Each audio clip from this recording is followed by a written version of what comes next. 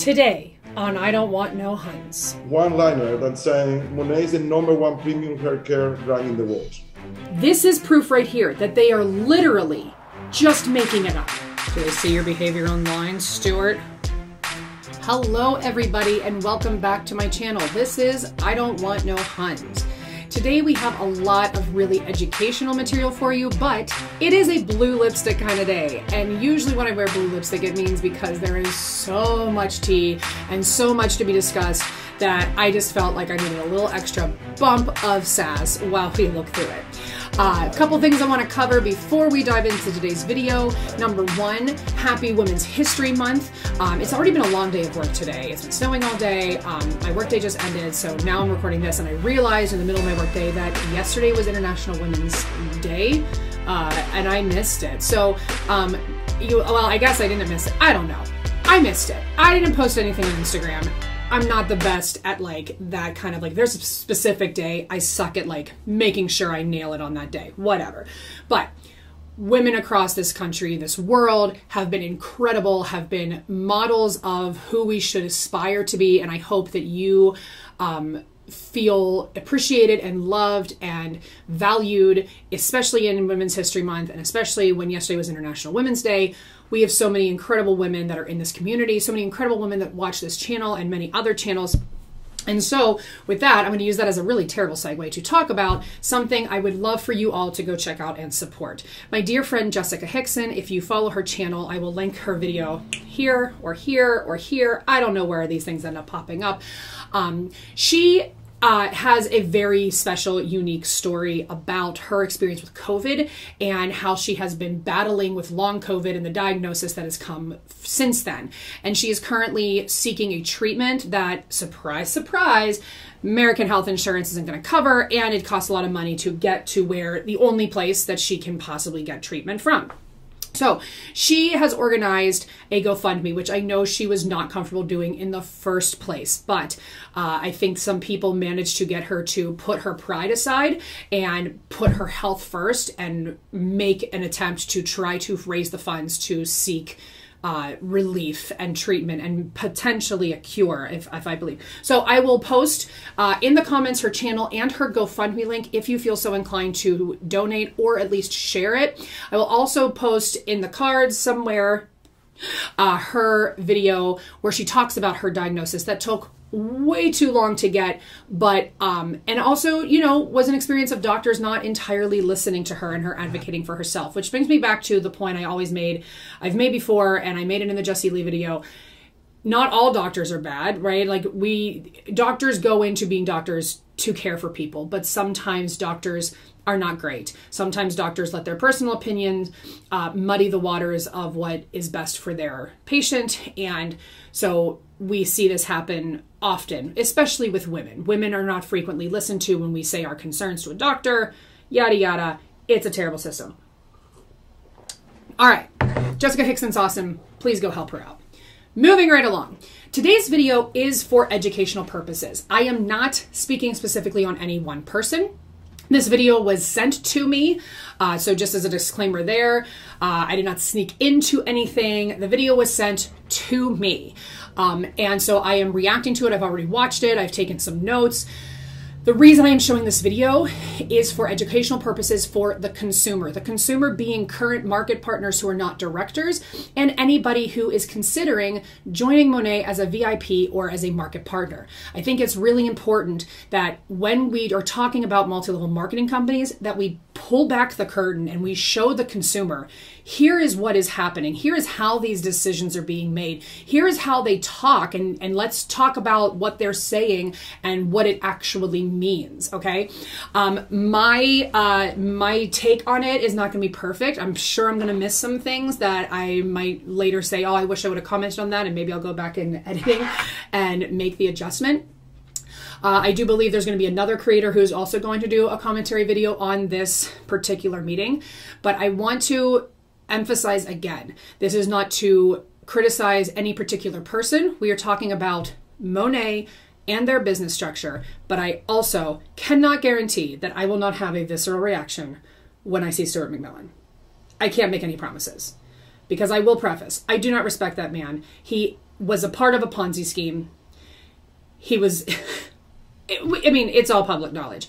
He is the lowest of the low, the scummy of the scum. And I think anybody that aligns themselves with him really should evaluate what they're doing. So let's go ahead and get started on this call. It is a rather long call, so I'm going to try to condense my commentary. Maybe there will be some parts that I edit out just because some of it is just like, it's just meaningless nonsense. So here we go. I was talking to a group this morning. I was like, can you imagine how much us men would screw it up if we didn't have such talented women in our life? Well, starting off already.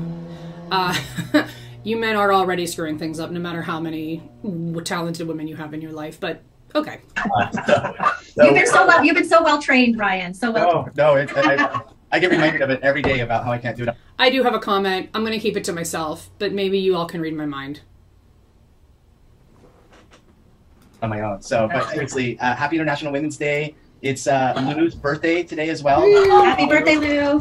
So excited. We want to make sure we hear from you in the chat as well. Let us know where you're calling from and how excited we are to celebrate this. And we want to make sure you get everyone on your team who is due to be on this call. So if you can't see their name here, reach out to them, get them on the chat.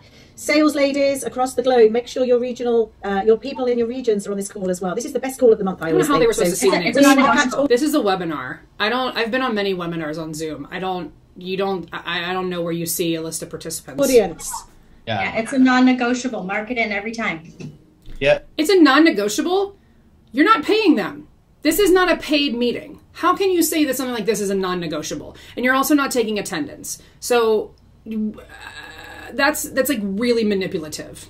If you want to grow your business, you got to be on this call. Absolutely. It's definitely imperative. So send out any last minute texts, emails, smoke signals. Jackie was actually teaching us the other day, Roz, how to send out smoke signals, right? SOS. SOS. Send poutine. Send poutine. Oh, yes. Yeah, I would show up for any call for sure. I am an absolute child. I'm an adolescent. I am a tween when it comes to the word poutine. I can't. I just can't. So, no, we're excited. We've got a great call, great lineup for you guys. It's going to be a lot of energy and excitement on the call today. And, coming off of Director Summit, new leadership experience, driving to our next event, Reunion, which is incredible, and Road to Success. We've got a lot of great things. So, a lot of great. Maybe this is going to be a two-parter with how much I'm already stopping. Reunion usually indicates bringing back people who have left and moved on, like, a high school reunion, things like that. So what do you mean by reunion? Again, I'm trying to just point out that they just use whatever words they want with no regard to what they actually imply or mean in the real world. Announcement. So we're excited. And we're on a mission. We're on a mission, Ryan, to do this call in speedier, because we know that's the feedback you gave us and we believe it as well. So hold us accountable. We're going to make this punchy, energetic. Did they say the meetings were too long? Or did they just say they didn't want to go to meetings? I'm curious. Really, really slick. So are you ready? I'm excited to get started. I think we're all ready to get started. I think so too. Perfect. So how about we introduce the two men who are going to lead Happy International Women's Day, everybody. Now here's some men. for us and start with some incredible updates. So let's hear it from your CEO and President, Ray Ernetta and Stuart McMillan. Hey. Oh, here we are. Wow. All right. I feel special. What about you, Ray? Well, I feel special. I love the interaction and the energy. As entrepreneurs, we have to admit that we all have ups and downs in our moods, in our energy, in the way we feel. I want to be clear. I'm going to say this. This is not about his accent. There is something about his tone that is very, and maybe it is his accent that causes that, but it's very swallowed. It's very hollow and swallowed. And so because of that, I have a hard time understanding him. Not because of his accent. And maybe his accent is partially that. I just have to listen very, very carefully to him because he's got it's like a swallowed nasal tone that I find very hard to my ears. It's his tone. I just want to be clear. I'm talking about his tone. So I'm really going to try to listen. I was talking to Jake earlier today and I was saying I feel great, right? Maybe the 9,000 VIPs during the weekend help. Woo! Let's take a moment. Let's take a moment for that. Maybe that help. Maybe it's because it's my sister's birthday. Maybe that helps too. They're going to talk about the 9,000 VIPs again, I think. Let's not pretend that the 9,000 VIPs are about your customer appreciation. Let's be very clear that your 9,000 VIPs is because you had many, many market partners saying that Beyonce used your products. Come on. Maybe it's because of the National Women's Day. And we're surrounded by amazing women. And I've been surrounded by amazing women. I'm thinking about that and thinking about my mom, right? Many of you don't know my mom, but she's been a huge inspiration for me. She was in direct sales. Like, she started doing Tupperware parties when she was about 19. She had me when she only had turned 18, so she's super young. And I saw her doing parties while I was growing up, right? I went with her to many parties, actually, back in Venezuela. They also had a car program, right? But I was this small Chevy back in the 80s. And I have pictures. I have to be one of those pictures of me. It didn't have air conditioners, those cars, right? I would really love, if anybody watching this, and if you could drop it in the comments below, I would really love to know more.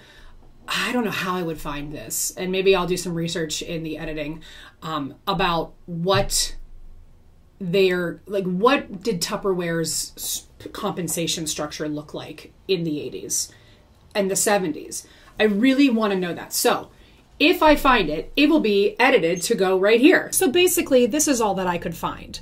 I was only able to find just a little bit of information about Tupperware and what they did at that time, but I have not been successful in finding any kind of real compensation plan, other than they did have some recruiting, but again, I can't find anything yet that talks about how much they earned from recruiting. And if I don't, then that was just a really awkward pause.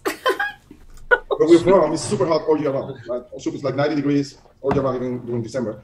And she would just leave me sleeping in the back seat of the car while she was prospecting and doing visits. Back then, obviously, no technology. Please don't make any comment about that. We are in no position to make a comment about a mom doing what she felt she needed to do it at the time and leaving her son in the... Please do not make a comment about that. I want to be clear that we are not going to mom shame on my channel. We are not going to family shame.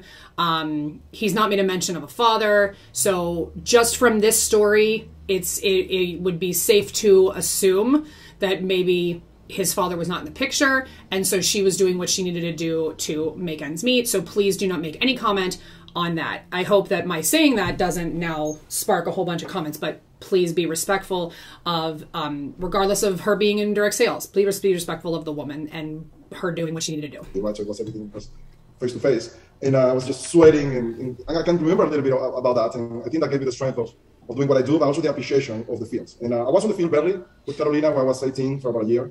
So I know what it is being out there, prospecting and all that, but I didn't do it for the long term, being on the field myself, then we opened the company. But I always remember my mom, right? Doing all those things 3 nights a week, doing parties, while also doing the school and the multitasking, and then also God bless me with an amazing wife that has also the patience to deal with me. Okay. I'm sure that this story has been told numerous times. This is the first time I'm hearing it. And maybe if you have been in the anti-MLM community for a while, you've heard this story and you're like rolling your eyes like, okay, we get it. I want to just call attention though to stories like this are the reason why people believe so strongly in this industry. Because again, it's not about, women like Ray's mother, who clearly, well, maybe, I don't know. He's not said like if she was a super top leader at Tupperware, but it doesn't sound like she was, necessarily raking in the dough, but she was going to school. And so they were, piecing things together. And so I want to just preface, I can understand when people who have lived his experience can have the mentality of saying, direct sales is good. Direct sales is the way to go. This is why I think direct sales, because I experienced this, et cetera, et cetera. I think that one of my goals is to really discover the line of when do we decide, okay, but here is where it becomes unethical. Here is where what you're doing, where did you cross that line where you're not able to see that your business that you now run is unethical, regardless of how you started. It has nothing to do with you being in the back of the, your mom's car while she was running parties. What is the line of when it became unethical that now your story is irrelevant to your current behavior? We can't always use our past stories to justify how we behave now, because that then means that we've learned nothing in between when that story ended, per se, to who we are now. And that's just not the case. We learn every day. We grow every day. So any struggles I may have had growing up, I can't say that my behavior now is 100% because of that situation. It is maybe 25% because then that situation caused me to do something else or experience something else, which then also led to this. So it's a snowball. It all builds up, right? So at this point, I hope you understand what I'm saying. Congratulations on everything. I really, really appreciate women. And they are surrounded by women, right?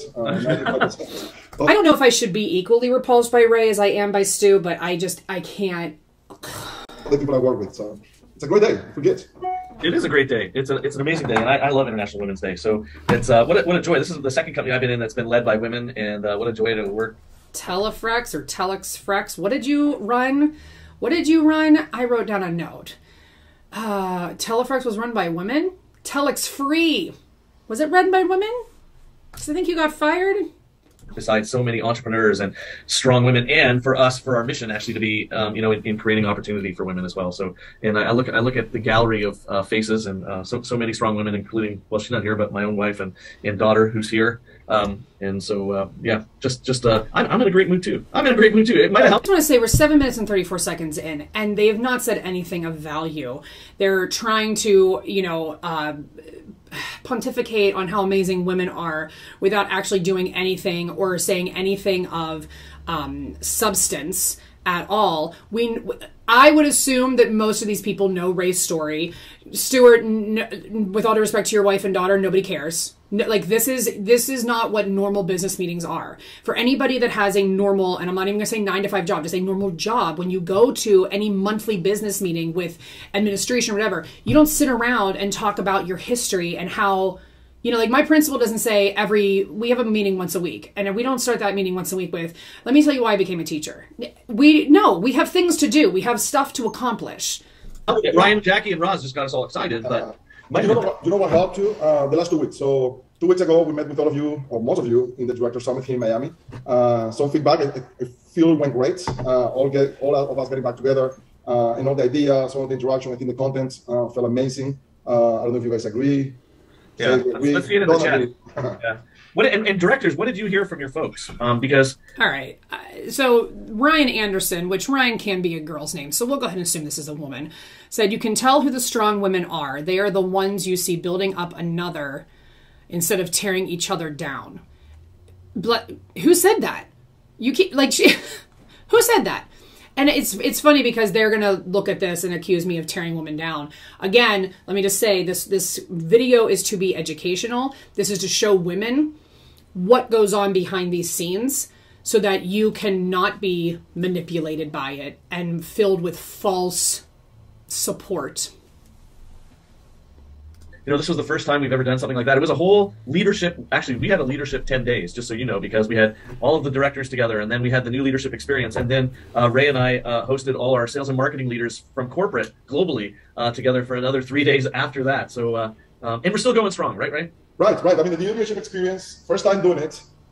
I don't know if it was true or not, but I heard from 10 different people that came to NLE that it was one of the best events we have ever done. That it was very rich in content, right, and really action-oriented. And I don't know what you guys have heard, but hopefully not only we equip them with what they need. We're going to follow up, by the way. We have BI.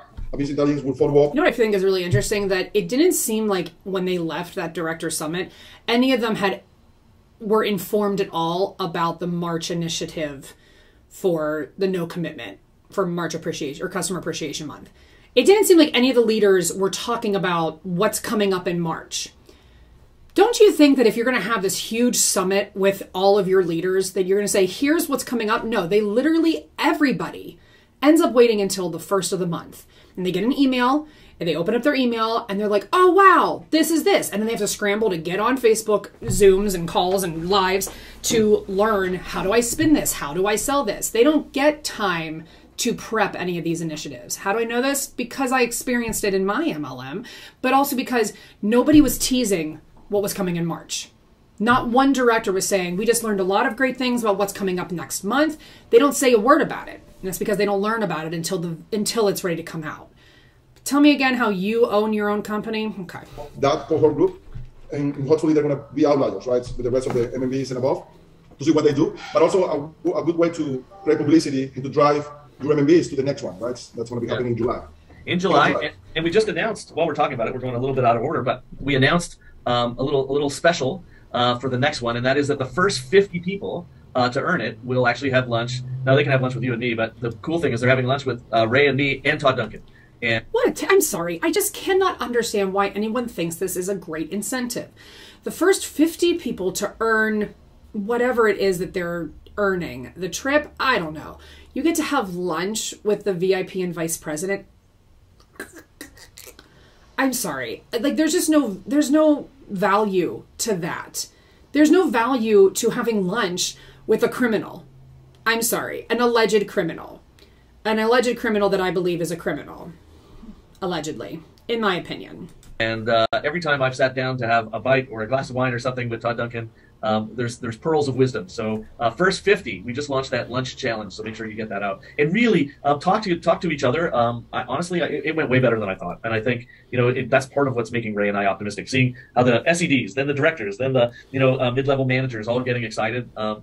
Every place I've ever been, when those things are happening at the same time as you're consistently bringing new people into the business and new customers into the business, you know what? The future is exceptionally bright in 2022, that's for sure. Absolutely. I think one of the conclusions that we had, obviously being out there, again, together with the field, for me, it's like, I've been saying this too, technology is great, but being in front of the computer day in, day out, and not interacting with people give you like this tunnel vision, right? So when you see the perspective of being around people and the energy, and kind of reinvigorate you, but also reminds you your why, right? And the why, I've been saying, have to be people, right? The why shouldn't be necessarily a rank or money, it should be people, right? Making your people successful is about people, it's about people, making people feel good.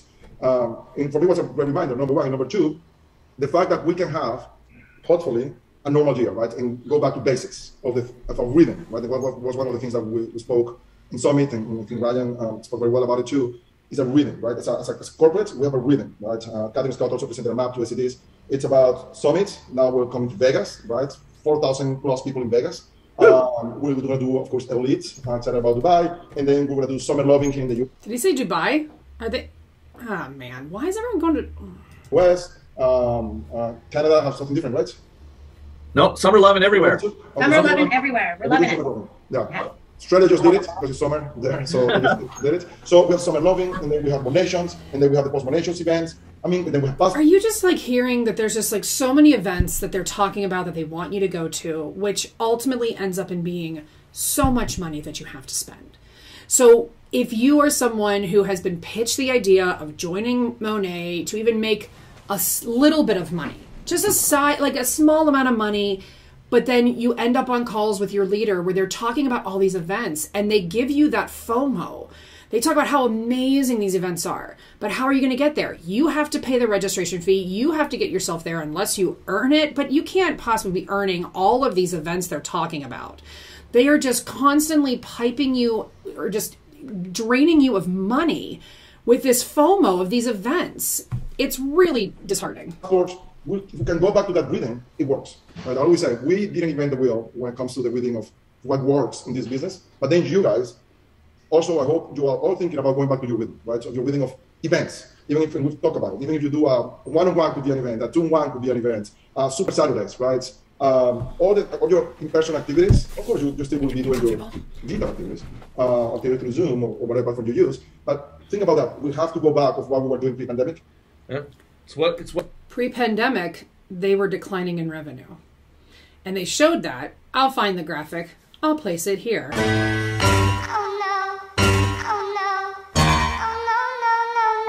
Andy Evans shared it on her stories that they showed that they were declining in revenue pre-pandemic and then shot up during the pandemic and then they're declining again. Interesting. What made us successful, right? What made us successful. Absolutely. We're so much event-driven. Yeah, totally. That's how we started the company. Interesting, though, because the people I know that sell Monat, the one big thing they talk about all the time is there's no parties, there's no events. It's just completely all online. But now they're saying, like, we need to get back to doing things in person and events and parties. But that's like, I thought that was like one of the big selling points for Monat. In Wine Bar in Chicago was my very first event with Tony and Melissa and Roxy was there. It was just a great event. But that's how we started, and that's what helped us to grow. And Ray and I have always said as leaders, and we say this with you, we felt like we're sort of hanging on, we're getting there, but we knew we have to get back to events. So the rhythm of events is perfect. Now, Ray, we're adding something to our tagline everywhere, and I think it makes you beam and smile to say it, so I'm going to give you that. Yeah, so Okay, so here we go. They are adding something to their tagline. And it's going to take him a while to spit it out. But this is just... The week after we finished NLE, since many of the executives were here from Canada and Europe and other countries and other cities, we took the opportunity, we did a kind of internal sales and marketing summit, right? And trying to think about the future, trying to think about, okay, how can we simplify the message, right? Simplifying is important. One reflection that we also have been doing is that, and I want you guys to do too, is that sometimes we forget that you are outliers, that you are special, and that what you do is not necessarily duplicatable, right? And we think so much about our leadership and thinking about, okay, the way Tony or Lindsay or Jenny would behave, you are different, right? So it's like, okay, let's not forget that we need to maintain a simple message. So start having that conversation. And say, okay, what can Monat be the best at, right? I know we're great at many things. It's hard to say because like we're so great at many things, right? We're really great at manipulation. We're great at hiring people who are participants in a Ponzi scheme. We're great at ignoring racism and ableism. And we're great at not holding our market partners accountable when they say that the pandemic is worse than the Holocaust. We're really great at all of those things over here at Monat. Join us. But one of the things that, the two things that Monat are so great at, right, or could actually be the best in the world, right? So we went back and said, okay, what made us big? Hair care. What still brings between 60 and 70% of revenue? Hair care, right? So we think, okay, we have amazing skincare products, a $200+ million franchise, and growing, right? So when we do a flash sale, that if we do a menu, those are the top ones people still chooses. The reviews, the awards about skincare. Lots of awards. That's right. Yeah. We have the awards. And again, I'm going to look for them, hopefully put them right here. Only information that Monat has on their website is awards about things they won for maybe Startup of the Year, Blog of the Year, videos, but nothing about the actual hair care. Interesting. Can frequently be paid for by the company to list them. So a lot of the places where they say we've won this award here and this award here, it can be looked up and found that Monat paid to have that advertisement, that placement, and it's not a real award. So, okay. We have wellness, still 6% of revenue. We have an idea about simplifying the message to have a simple system to sell, and we're going to be presenting that later. But what makes us big is hair care. So it's if you are in an elevator, right, and somebody asks you, what do? You say, I'm with Monat. And what's Monat? I said, what better one-liner than saying Monat is the #1 premium hair care brand in the world? What? Wouldn't that make people say, what? Right? Most people have... I really did. I said, what? Whoops. I've not heard about Monat, let's be clear, right? I mean, what? 7 out of 10 people that you will ask out there have not heard about Monat.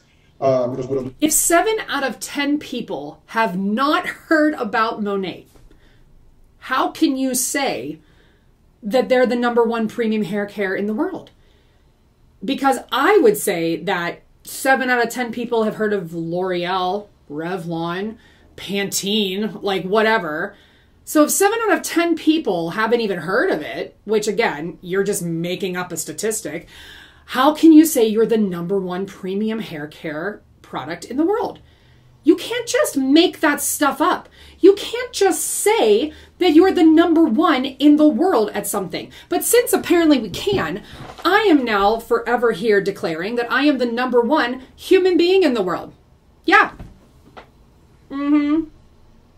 Billboards, it's mouth to mouth. So what a great opportunity to leverage that message, the #1 premium hair care brand in the world. And then... So when you see market partners and directors saying that we are the #1 premium hair care company in the world, this is proof right here that they are literally just making it up. They're just saying, this is what we're going to say. We're just going to say that we are. They have zero statistics, proof, awards that say that. There's nothing that shows that at all. It doesn't exist. So they are going to say it, but it's not true because they're not the #1 premium hair care company in the world. I don't even know if there's a real list that even says what the #1 premium hair care company in the world is. How does the conversation start? So I really wanted to see what you guys think so we can double down on that message. What do you think? What do you think? What do you think? It's funny because I was telling Ray, that's pretty much when people ask me, well, what do you do? that's what I say. You know, I work with the #1 premium hair care company in the world. So, and speaking of #1, oh, they all love it. Of course they all love it. And that's such an interesting thing for me to say. Want to know what you all think? Well, of course they're all going to say that. Not one person in here is going to say, maybe we shouldn't, because you know what's going to happen if anybody says you shouldn't say that. You're going to block them, kick them off, ostracize them, assume they're a hater. But I'm looking here at Gartner.com. I mean, it was one of the first ones that popped up.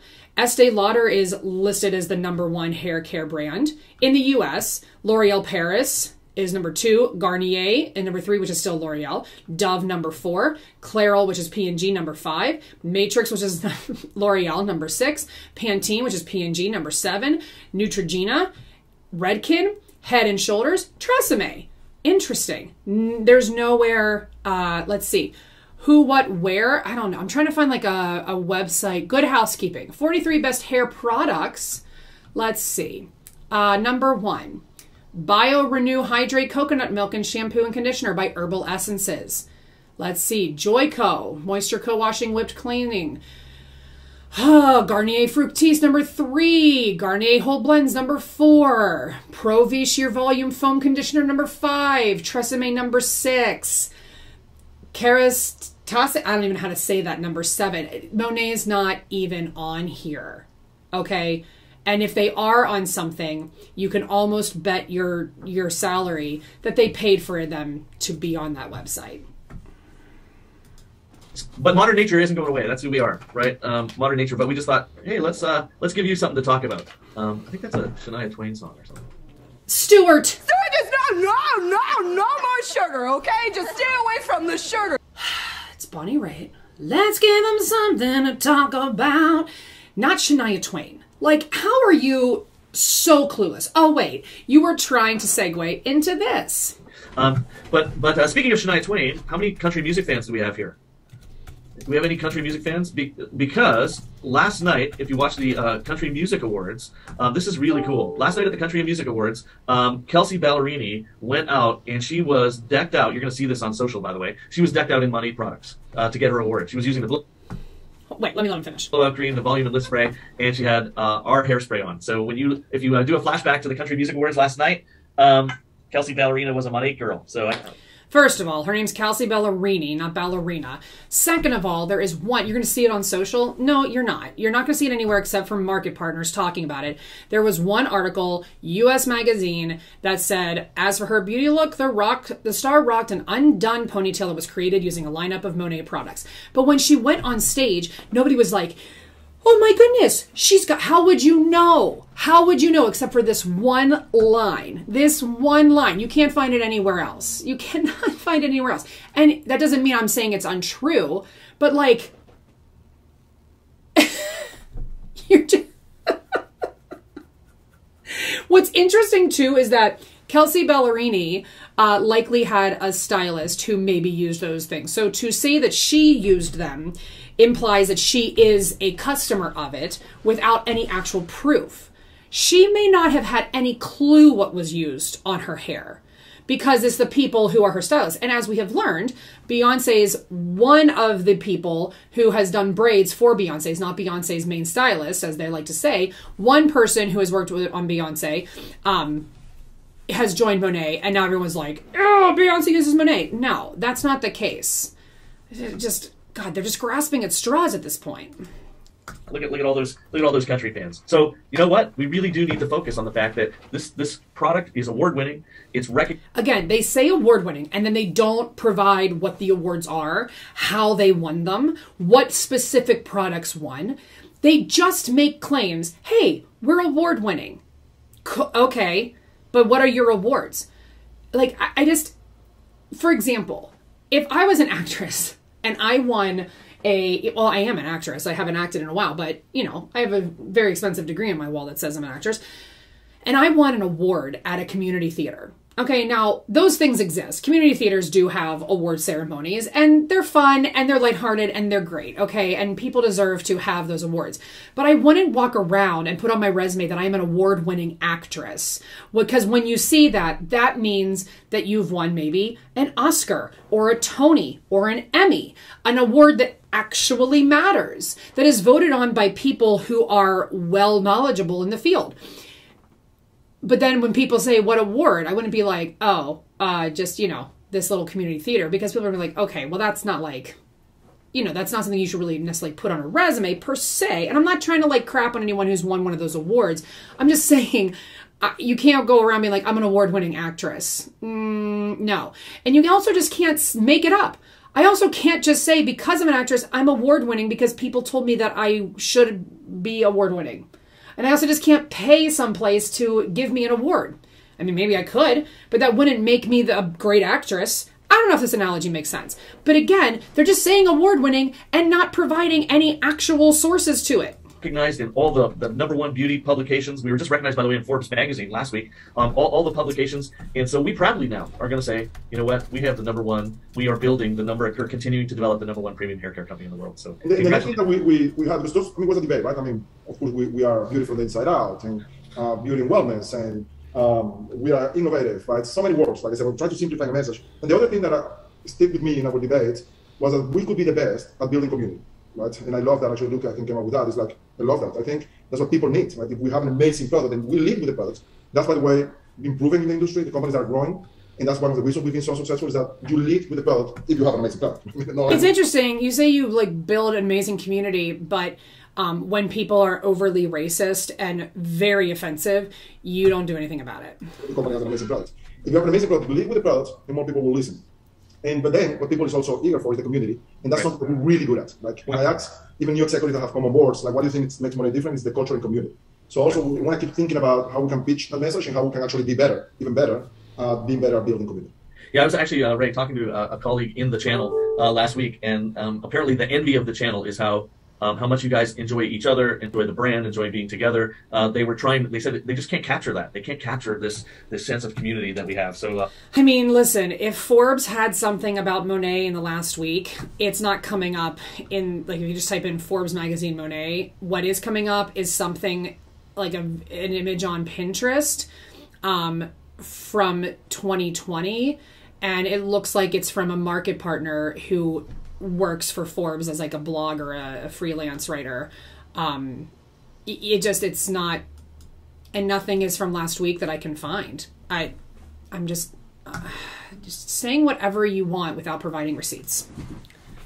Let's not lose that either. Now, we promised to do this. We're so excited. We're just rambling. And we promised to do this fast. So let's jump into some of the really exciting things that happened in the month of February. First of all, we brought in 5,140 new market partners in a short month. We brought in 25,495 new VIPs, once again in a short month. This month, I guess, is going to blow that away, right? Why aren't you saying how many you maintained? How many market partners did you lose? How many VIPs did you lose? An actual company would talk about acquisition and retention. That's important. And then they would talk about, all right, what are ethical and good ways that we can retain our customers and our employees. But okay. Like since we did 9,000 in a weekend, but let's look at some of our rank advancements. The United States had 279 managing market partners, so MMPs. We got to keep driving those. 34 in Canada, 72 in Europe, and 63 in Australia. So managing market partners are blowing up here. And how many of those have maintained that rank from the month before? And how many of those this month will be the same rank from last month? Not giving us actual numbers that show true growth. Associate market builders, 88 in the United States, 13 in Canada, 25 in Europe, and 20 in Australia. So again, I'm going to try to not stop while he gives these numbers, but what I want you to really listen to is that these numbers that he is giving are not showing the full picture. This is just the surface level to make it look like, to anyone who's just willing to just eat up, eat all of the cookies that they're giving you, who's willing to just consume the content that they're giving you, to just be like, look at all these numbers, these high numbers, look at all these rank advancements. But then they're leaving out everything else because they are trying to manipulate you into believing that you are part of a much bigger company and opportunity than you actually are. Market builders, MBs, 26 in the United States, 3 in Canada, 9 in Europe, 8 in Australia.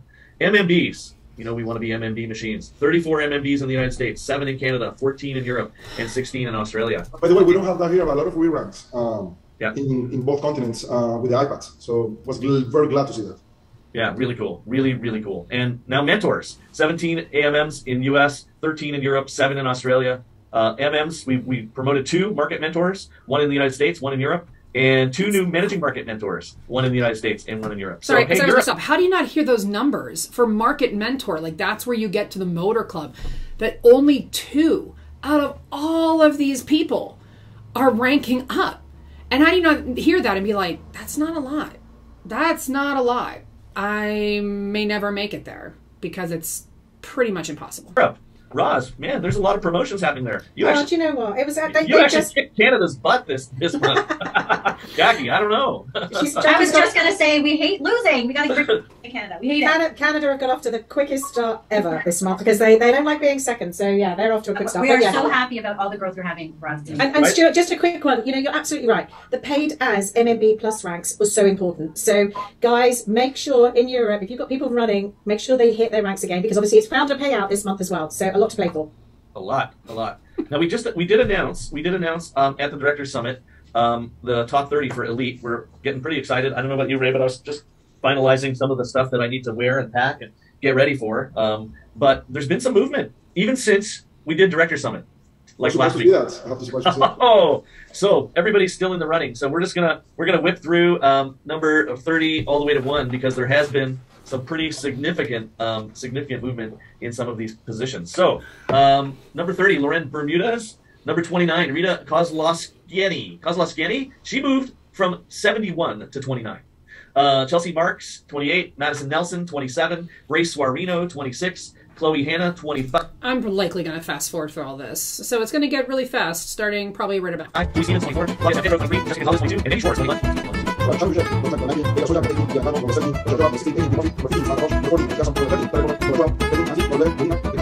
Yeah. All right. And top 10 for now.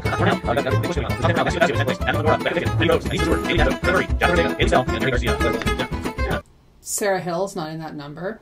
She's not in the top 10. Now, what about Passport, Ray? Right, so we don't want to wait for Passport just 1 month. Yep. We already have, good for you guys, we already have 10 MPs that are pre-qualified, and we have 3 ADs and 4 SCDs. Good for you. Going the way and showing the way, right? So awesome. Really, yeah. And let's get some high fives or applause for those of you who have already qualified for reunion. We can't wait to see you there. We have as we always do, we've saved a couple of kind of fun announcements. So, but 4,122 Americans from the United States qualified. 570. I cannot get it. I'm sorry, so excited. Over 4,000 market partners on the Vegas Strip. Yeah. Isn't that crazy? Almost 5 actually. Almost 5,000 market partners on the Vegas Strip. If you live in Vegas, hunker down. Go into a bunker. Just close up shop. Stay down and away. Because there's going to be a lot of screaming happening. And people not respecting boundaries of, do not. We've seen this in stories. We've seen market partners just be like, oh. Italy says you're not supposed to pass. And we're over here like rearranging the furniture. Anything to get the pick. You get paid for this shit, baby. So, if you live in Vegas, I don't know, write to your governor, your mayor, whatever, and let them know that you should probably file for a state of emergency. 73 from Canada, and 197 are going to reunion in France, in Europe. So reunion's catching on there too, Roz. Looks good. And let's look at the directors, because I think this is pretty cool. We keep talking about showing the way and leading by example. It's actually my favorite sweatshirt of late from Monat here. But look at this. Look at this. You sure you didn't steal leading by example from another women-owned company like you did with, I'll put it here. The other one, whatever that was. We'll show it. 114 of you actually qualified for a reunion. So, this is an event for all, but you guys committed to being there. 45 SEDs, 60 EDs, and 109 associate executive directors. So congratulations. Really, really proud of you. Really proud of you. That's one of our differences, right, Ryan? Ryan and Jake. Jake still, well, I guess he can't call himself new either, but they came to us from other companies, and they both are amazed at how active and excited and driven all of our leaders. I'd be amazed too at how well you manipulate your market partners into being excited about absolutely nothing. Levels. Optimistic. Yes. Okay, so more neighborhoods. 34 directors. Speaking of showing the way, 34 directors built a block. 7 directors built 2 blocks. One of you, Taylor Lee, built a neighborhood. 2 of you built. Okay, like, can you just, like, let's please just acknowledge that these blocks and these neighborhoods, first of all, bleh. Second of all, this is very difficult to do. Only one person in the entire United States in February built a neighborhood. But what we see all the time are reels where market partners are like, how can you make $1,200 in a month, get 4 VIPs, 1 new person who wants to work with you, and do that 3 times, or whatever the numbers are, that equal up to 16 VIPs, 3 new market partners, and that creates 3 blocks, which is your neighborhood. Only one person in the United States accomplished this. You guys, what they make it, they try to make it seem like it's attainable in these reels, in their stories, in their communication with you. But I am showing you right now that in the month of February, only one person in the United States made a neighborhood. And let's go back just one slide here. 7 directors built 2 blocks. Only 34 directors. So directors, guys, built blocks. So we're talking managing market. No, so this is for the associate executive directors and up. Only 34 directors built 1 block. And 1 block is, 3 VIPs and 1 market partner? So 4 total people. Only 34 directors and only 7 directors built 2 blocks. Those aren't numbers that would make me, as a possible recruit, think, oh yeah, I can, people are doing it. It's attainable. It is not an attainable goal. And we see that by how low these numbers actually are. One of you, Taylor Lee, built a neighborhood. I am slowly 2 of you going built crazy. 2 neighborhoods. 1, 2, 3, 4, Cesar 5, Gonzalez 6, and switch. Rosa Medina and Alicia Blanco. And then I'll let you do the next 2, right? Oh, sorry. So then 2 people built 2 neighborhoods. Again, those numbers are still not good. Because 3 and 4 neighborhoods is kind of a big deal. Well, we have the winning king of neighborhoods, I guess. Jimena and Jay Hakim have 3 neighborhoods. And we have Rachel. So what I'm curious about is that shows 2 people, though. Like here, Cesar Gonzalez and Rosangelina. Oh, that's a beautiful Rosangelica. Why couldn't I say Rosangelica Medina? So there's 2 people. So 2 people created 2 neighborhoods. And then we have the 3 neighborhoods. I guess. Jimena and Jay Hakim have 3 more 2 people. I'm curious how that works. What does that mean? Like, how are there 2 people on a team? I don't remember. And we have Rachel, who's actually in the same team, also building 4 more neighborhoods. That's only 1 person. Wow. Well done. Well done. You know, it's interesting. We're also talking a lot now. We want another area where we would love you to lead by example and be able to go out there and say. So what was that? 1 built 1 neighborhood, 2 built 2, 1 built 3, and 1 built 4. Is that right? So 5 teams, or 5, because there's some people that are two people, but 5 market partners, directors, built neighborhoods out of all of these people. Those are not good numbers. They're just not. I don't know how they think this is like a flex. Say, I did it, you can do it, is promoting out MMVs. It's also key. Again, I hate that phrase. I did it, you can do it. No. That is one of the largest fallacies I think exists in our entire society. I absolutely hate when people say, if I can do it, you can do it. No, that is not accurate, because I am a different person. And so when we're talking about things like weight loss, I have a different physical makeup than you. So if you lost weight doing this, this, and this, that does not mean that I can lose weight doing this, this, and this. And if you lost weight because you were able to find the motivation, does not mean that my mental capacity is going to be able to find the same motivation as you. And if you built 4 more neighborhoods, that does not mean that I am going to be able to build 4 more neighborhoods, because mathematically we are going to be running out of people It does not work that way. Please, I beg of you, please stop saying to people, if I can do it, you can do it. No. And it is a different phrase than, if anybody can do it, you can. Or maybe it's not. I think that is a toxic positivity, and I do not like it. To your rank, but we want to start to recognize people who have promoted out MMBs personally last month. And so we're just going to go through those names. Rolane Gerard, Jess Gillis, Britt Beckett, Diana Thomas, Gabrielle Gill, Allison General, Mary Garcia, Samantha Hodges, Alicia Blanco, Krista Parney, Taylor. So just so I'm clear, these are the leaders that promoted out the people, so they're getting recognized for getting people to move up from MMB, which apparently is the rank that I have heard is the hardest to edge past. And instead of recognizing those MMBs, you're recognizing their leaders. Okay. Taylor Lee all promoted out an MMB personally, and Christina Smallwood did too. So congratulations. Well, I always, what's the saying? I always want to know that's possible, right? Yeah. We have people doing MMBs, free ranking, getting to MMM. So it's possible and it's doable. So it's the same level playing field. For me, that's the way I challenge myself, right? If everything is the same, the difference is me. What can we do to emulate what you're doing? Good job, guys.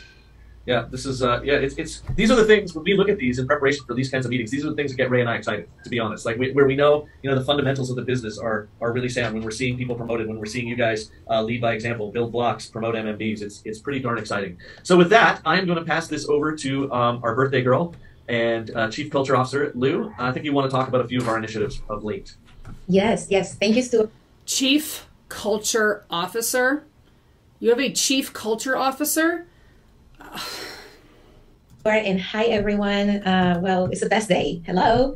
We get to celebrate the power of women. And I always say, there are so many things that amaze me about us, girls, women. But we are literally a portal that brings life into this world. Yes, we absolutely are. I completely agree with you, Lou. But I don't like to celebrate women who scam other women, who then belittle other women, and who ostracize other women when those women don't make them the money that they've become accustomed to using. That's when you think about that, seriously, it's just incredible. So congratulations to everyone, not only the girls. I have thought about that. I have thought a lot about how women create life, how because without us, life wouldn't exist. And I have always been angry about how we created men. We created that life to come out of us. And don't come at me with Bible verses about Adam and Eve, whatever. All I'm saying is because I am Christian, but I'm not here to have a philosophical or a religious, theological debate, whatever. All I'm trying to say is, how is it that we make the men, we push them out of our wombs, and then they oppress us and belittle us and make our lives miserable? How is that? Well, how did that happen in society?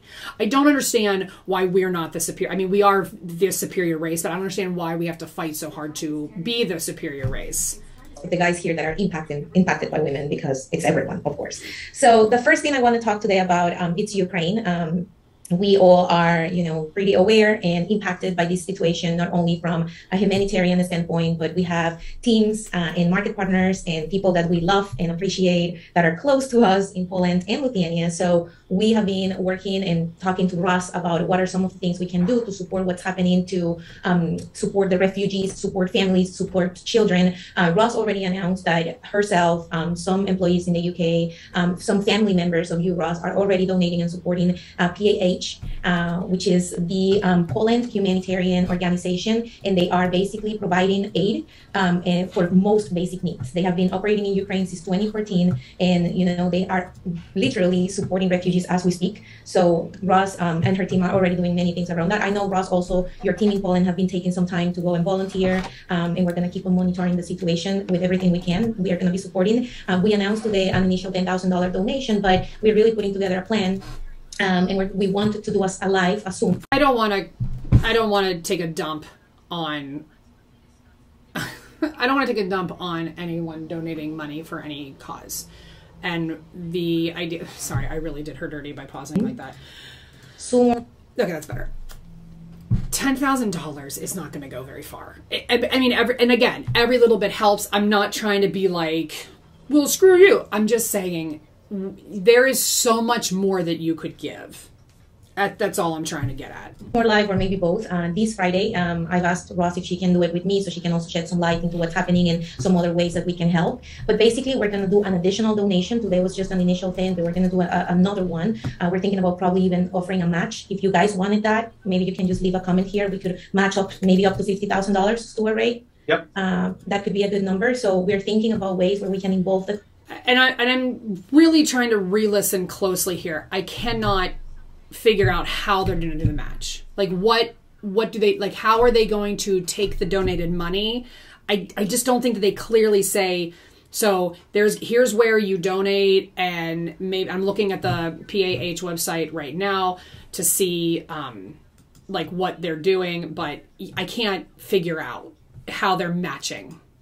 Community, make sure that we activate all of you guys. And we're thinking PAH is an organization that we are, we're feeling very comfortable with when it comes to giving money, because in these situations, then everything gets messy as well, because everyone is sending money and support. So we need to be very careful on which is going to be the partner we're going to be choosing. In addition to PAH, we're going to provide at least 5 other organizations that we feel that they are really great. They're doing really great job in case that you want to support another organization. So that's TBD. We're working on all the... I mean, I'm on the website. I can't, if they're saying that like through the PAH you should donate through there, I don't know how, and they don't say it. How are you providing proof that you donated, or that your team donated? It's not clear, and you would think that there would be a very clear plan for this. The little details, so we can announce everything on Friday. During the live, Ross, if we can share some of the things that the Pollen team has been doing, I think would be great, so our community can also understand how they are taking action there. And again, we're just going to make sure that after that we send an email with a recap with everything that we are doing and what you guys can do and how can you guys support. Okay, so they're going to still give them information. If I can get that information and get it to you, and it's not that I'm trying to expose them. When you're a company that is as dirty as you are, and you're trying to do good, I think that you should be expecting that people are going to go through your good deeds with a fine-tooth comb to make sure that everything is on the up and up. And I'm going to do that. So I wanted to talk about that first because obviously it's extremely important. Lou, can I also just mention obviously our gratitude products, we're so lucky to have them. And in Europe, we did announce earlier today that all net profits from the sale of our More Than a Lather product that we're selling in Europe right now, all of those profits from that product in Europe for the whole month of March will go towards PAH. So many of you have market partners across Europe. It's not just in Poland or Lithuania. But what product? Did you say what product? We're so lucky to have them. And in Europe, we did announce earlier today that all net profits from the sale of our More Than a Lather product that we're selling in Europe right now. Okay, I could not catch what that product is. So if somebody knows what that product is, please drop it in the comments, so that I know. But so they're saying all the profits from one product. Okay. I mean, here's the thing though. And this is why I have problems with this happening within within MLMs, okay? And I was talking a lot with my friend Michelle at Fallible Spoonie. When you do fundraisers through an MLM, it's not just as simple as you buy a product and the profits go to the organization, and then whatever money was left over is to pay for the product. Because even if I do that and I say I'm going to donate my commission to whatever organization, I still am getting credit for that PV. And so I'm still getting bonuses, volume. It's helping me rank up. So that fundraiser, that donation still has a conflict of interest because it benefits me. You buying a product from me or from a market partner in this case to help Ukraine is still, though, benefiting that market partner. And in a normal fundraiser, if you do a fundraiser with any business, the only real benefit that business is getting out of it is just that hopefully you'll like their product and they'll come, you'll go back to them and use them again. But the company is just saying, hey, we're going to sell this item and you're going to get all the profits, and that's just it. There's nothing else. They're not getting bonuses and rank ups from you buying X amount of hoagies or whatever, to use a high school type example. All of those profits from that product in Europe for the whole month of March will go towards PAH. So many of you have market. Weird, you're already 7 or 8 days into March and you're just now telling your directors this.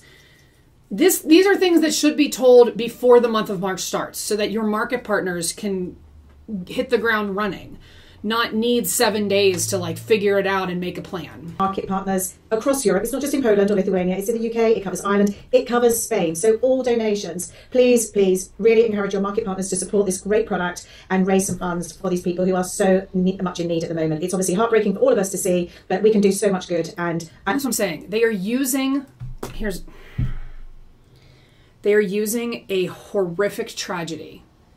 Like, if you want to just be, hey, this is what we're doing, and we're taking donations, just straight up donations, because something really bad is happening in our world, and we don't want it to have anything to do with our product. We are not seeking to gain anything out of this. Just make donations. Just say, if you donate through our website, we are matching donations. That's it. Encourage your teams, your customers to make these donations. Do not attach a product to it, because that in of itself is you just trying to make money off of a tragedy, off of a world event that is killing thousands of innocent people. I can't get behind it. Just donate money. Just donate money. I love the community and I love the spirit that we have together. So thank you, Lou, and your team for making this happen. I also want to thank all of the executives. I know a bunch of you have already started to donate. I know, Roz, you and your team have, and I was just talking to Jake and his team, and Deb and I have spent some time over the last couple of days trying to figure out where we can support best. So we're in this together. I love what Jake said earlier. As leaders of Monat, both field leaders and corporate leaders, let's once again lead by example and put our money where. You want to know how you can lead by example? Hold your market partners accountable for being racist and anti-Semitic. And that's what I think that's what drives me the most. They're like, we've been talking about how we can best put our money. Just, you guys are super loaded rich. Just give your money and don't make a show of it. Just do it.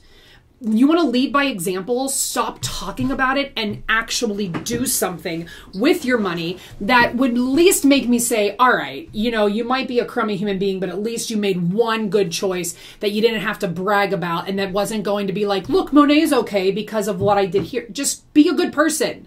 It's not that hard to be a good person, Stu. You don't have to think about, where's the best place to put my money? What's the best way for me to put my money somewhere that I'm going to receive something in return?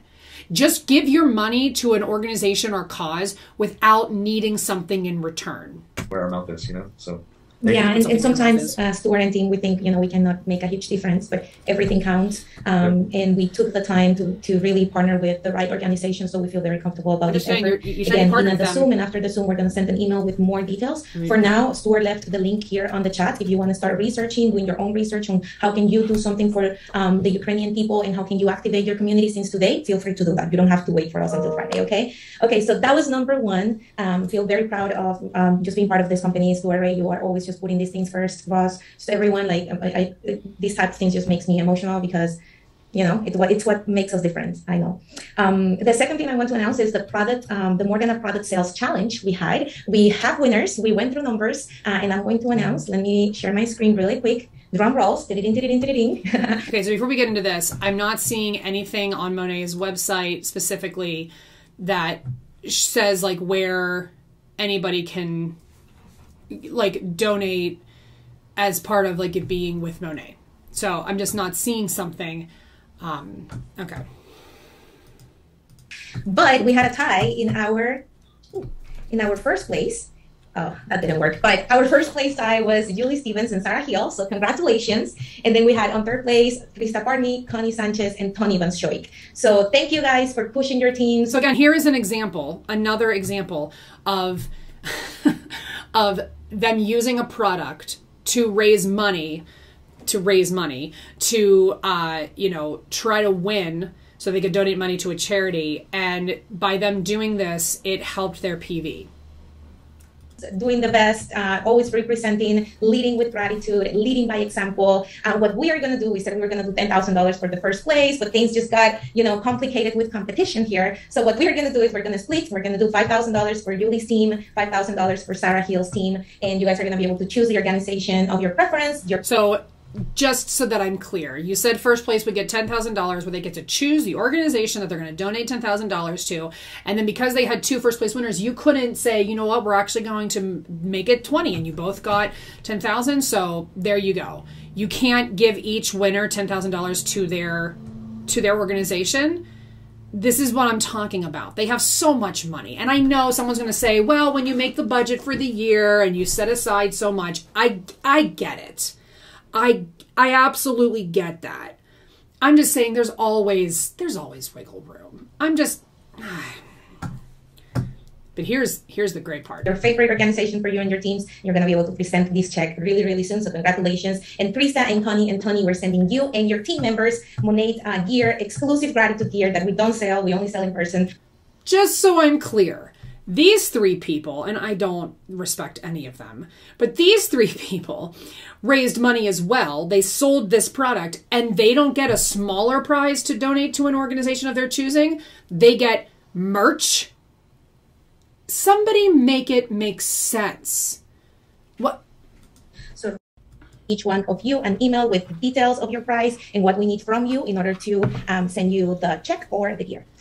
So congratulations again. And then the last but not least important thing I wanted to talk about was Women's Day initiative. So in our social media today, we posted a video. Thank you everyone that participated. I'm sorry for the ones that didn't get to participate. We're so many girls in this amazing team. I promise we'll include more and more people every year. But please, if you can, go to our social media channels, share that video and get into our initiative, which is, now that you've heard some of the women and the inspiration in these women that are in this video, we would like to hear from you. What are some of the women that inspire you? What is your favorite thing about being a woman, and many more things. And we're going to be also awarding to the people that participate in this channel, in this challenge, some Monat gear exclusive gratitude items.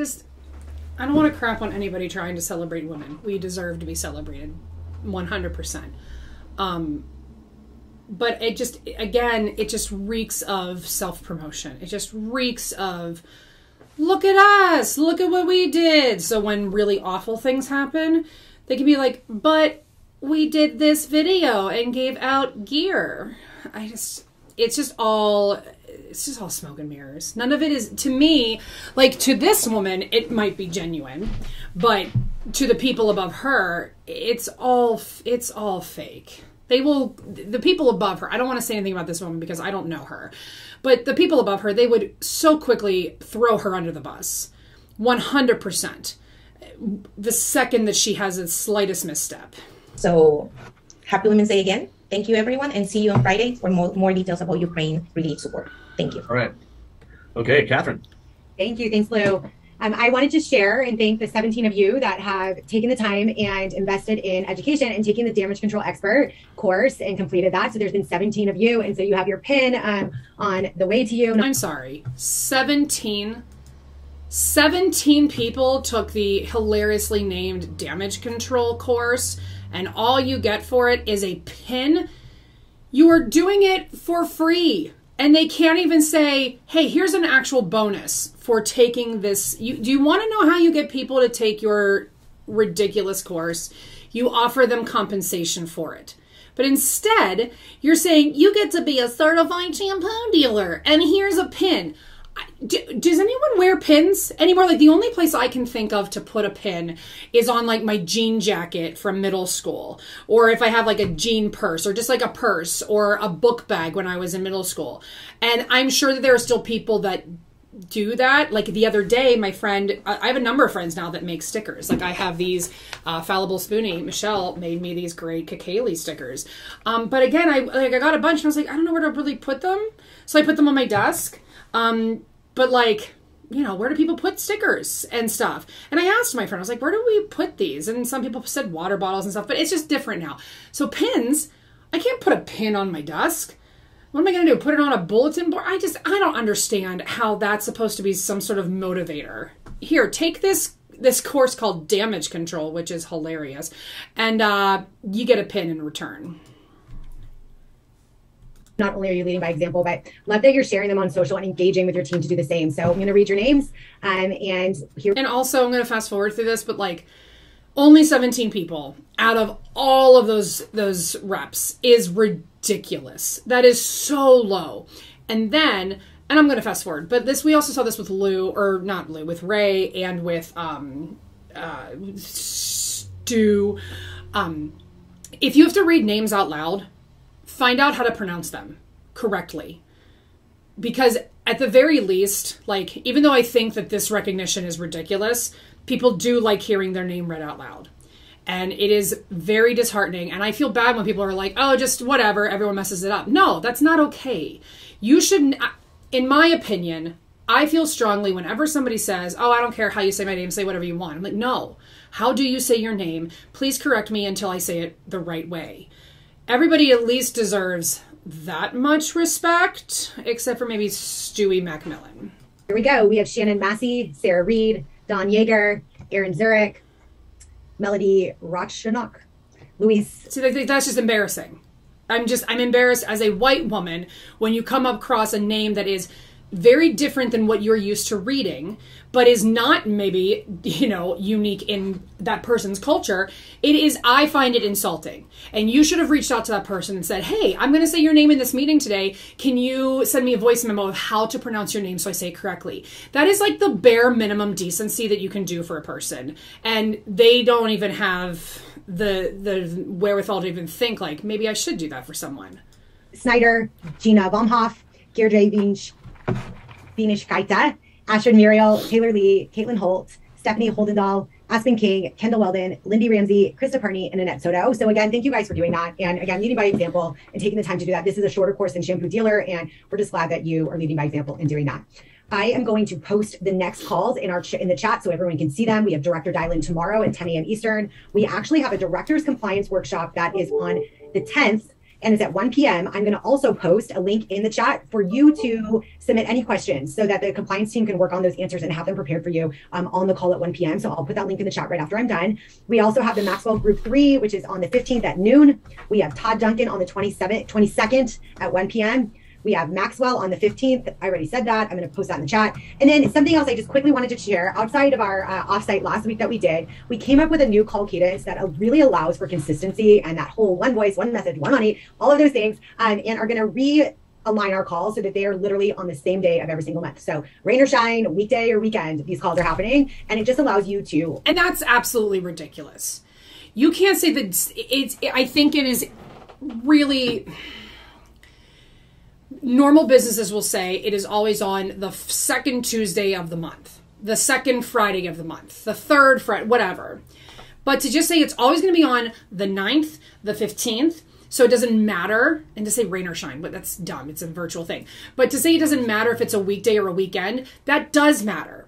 If you want people to show up to these meetings, it's not effective to say to your employees, it will be this meeting will always happen on the 9th of this month. Well, the day of the week constantly changes. Duh. So for you to say to these people, well, it doesn't matter if it's a Saturday, you should be here. And then to make them feel any kind of way, like you did in the beginning of this meeting, that this is mandatory, you're not paying them. What are you going to do to them if they don't show up to these meetings? Nothing, except ostracize them, bully them, block them, make them feel like they're not worthy of any of your time because they couldn't make it into their schedule. If you genuinely want people to show up for your meetings, you make them on a weekday during week hours, or because you got people all over, the world, fine. You say, okay, this meeting is going to be more convenient for this time zone. This meeting is going to be more convenient for this time zone, but you should keep it on a Monday through Friday, in my opinion. And I know that Australia is like a whole day ahead of us, basically. Like they're in the future, so you should not do anything on Fridays. So that way, people are working on the weekends and going to these terrible meetings. Plan better and be on the calls and make them exciting for you. So we are always going to do a kickoff call globally in market on the first of every month. We're going to keep those at 7 p.m. And the reason wwhy we're doing that is because most of our market partners work a traditional job or outside at that time's the right slot. All of our leader calls will be consistently at noon Eastern. That makes it for, even our West Coasters. And we will always have our director call now moving to the 2nd of each month. I will post these all in the chats. We will have our director dial-in consistently on the 6th of every month. And remember, that calls for where you come prepared. You can submit questions ahead of time, but that's a place to ask questions and learn a little bit more if we have any other programs. And then our SED call for those that are SEDs will always be on the 26th of the month as well. So I'll go ahead and put those in the chat, and I am going to hand over to Jacob to speak about customer appreciation. Not to mention, you said dates that are not the same for the graphic you put up. You said it was always going to be the 26th, but that graphics of the 29th. Like, just, oh my gosh. The lack of professionalism in these meetings, I just can't. This is not how real businesses work. Anyway, I 100% would have my boss being like, listen, you had a graphic up that said one date and you said a different date. Please don't do that again. I highly doubt that anyone was even paying attention to that. Catherine, and hello everybody. As Catherine mentioned, it is Customer Appreciation Month. So just want to talk a little bit about how we're doing. Reiterate some questions that we've been asked to clear up any points of confusion that may be out there. It kind of makes me think sometimes of performance evaluations are no fun, right? Sometimes that news is not very good, but if you think back to that best performance evaluation you ever had, what did they say? Keep doing what you're doing. And that is the theme for Customer Appreciation Month, because globally we had over 9,000 new VIPs over the course. Oh, I'm sorry, that was globally? That's not, I don't think that's so impressive. Of 3 days. And internally, we have these little charts that we look at to see how we're doing against our goals for the month, and that line has not been that steep since last year. So it is truly incredible the way this is taking off, and a big round of applause to everybody for the work that you're doing out there. And particularly to Rochelle Diaz, since half of those VIPs were from well done. Anyway, so as we talked about, we have this new anchor concept of the leading hair care brand in the world. And when we were talking about this, we talked about, what we say on a plane to somebody. And it's like, what do we do? And I would say, I work for the leading hair care brand. And I extend that by saying we go to market through this incredible community of sales. You can't just say to people, I work for the leading hair care brand. You don't.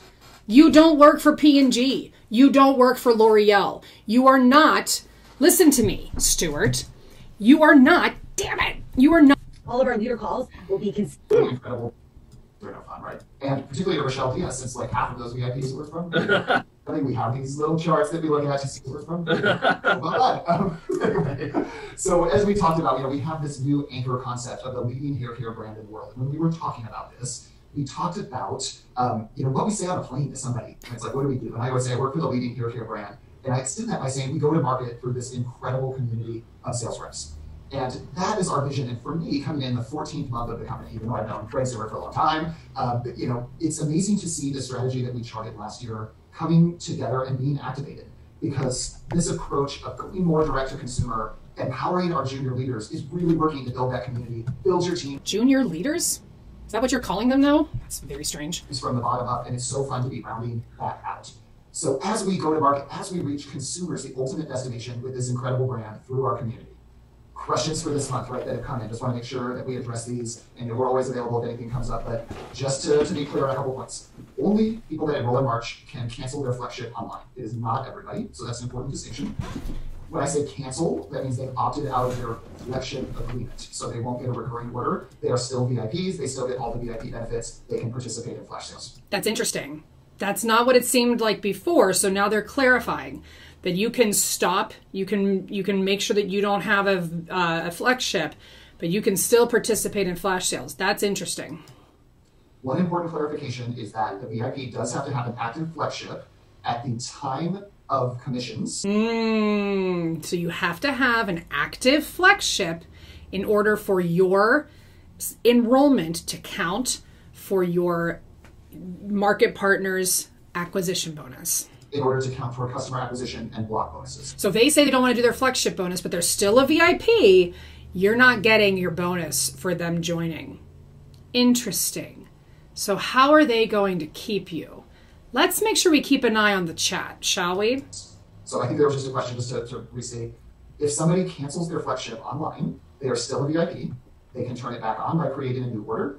You're going to change the button to say opt out instead of cancel or delete. We've been saying delete. Pause was a little confusing because they kind of have to create a new one to get it going again, but they still get all of those VIP benefits. They just won't get free shipping because they don't have active flexship.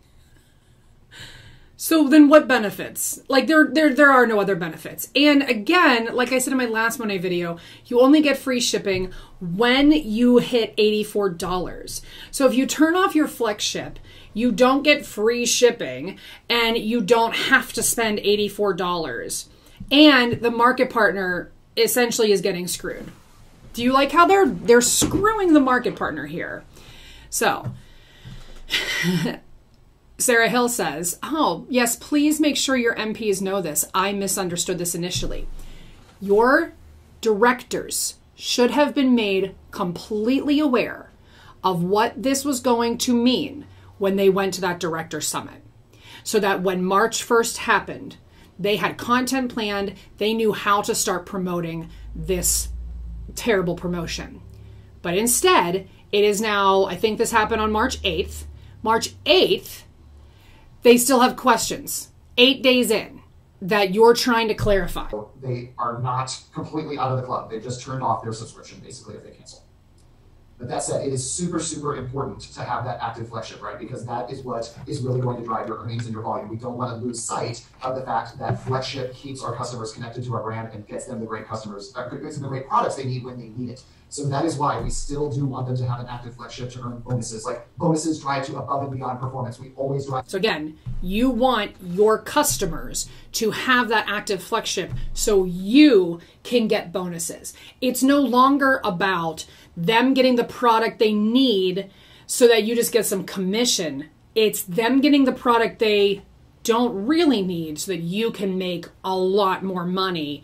And if they don't want to spend $84, and remember, if you watched my last video, you have to have 3 total. So the first initial $84 or more order, and then the second is the first flagship, and the third is the second flagship, if that makes sense. So 3 times. To above and beyond at Monat, and to have that above and beyond, that loyal customer, that flagship is a great indication of that.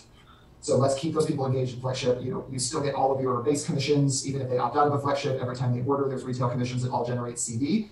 But let's not make that an issue. Let's keep everybody engaged in flagship because that's the way to unlock those bonuses and to create those long-term customers. I think a great form of awareness that everybody should have is that I understand the initial kind of... So, if you look here, Isabella McMillan said, can we have that button only turn on after the 15th, just in case?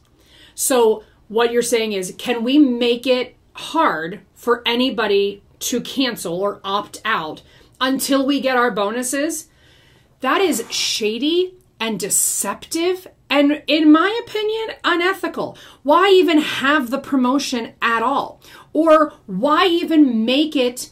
What are you trying to do to your market partners? You're making your market partners who got used to getting an acquisition bonus now suddenly have to figure out how to keep people in this flagship.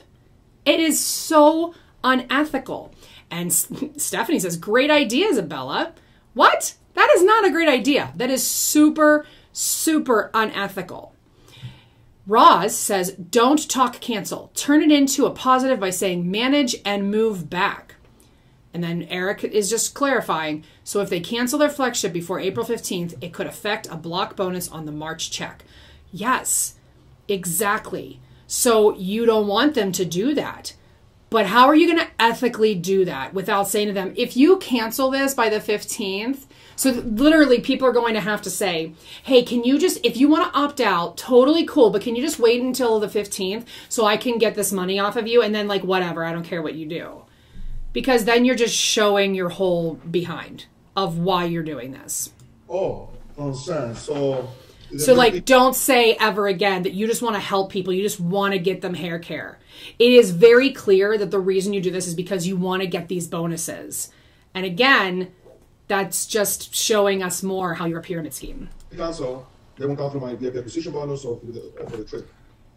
And we're going to be monitoring, see, because I don't believe VIPs will naturally pay the $19.95 for rolling the program just the next time. And good old Mandy Evans says, I'm not pushing no obligation. I like it the way it's been. Of course you like it the way it's been. You have managed to manipulate thousands of people into joining you and becoming VIPs so that you get your acquisition bonuses plus your huge, your huge downline and team. So of course you're not even going to bring it up, are you? Of course. Our data says the opposite, right? Right. Let's see how. Actually, and I don't have visual on any of this, but they are hemorrhaging.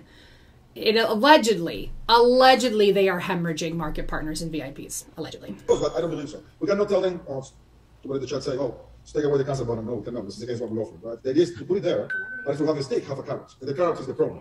But now the awareness I think we have now think about is like, why is everybody thinking about, I will get my VIP and they will want to cancel? This is not about just acquisition. And I mentioned this in the summit. Yeah. We are great, and Jake made us aware through some statistics that we're amazing in acquiring new customers and new market partners. But we are average in keeping them.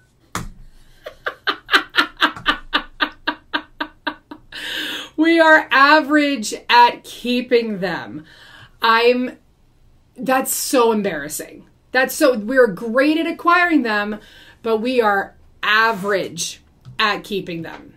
Like, are you kidding me? So they're not even average. They are allegedly bleeding market partners and VIPs. Yeah.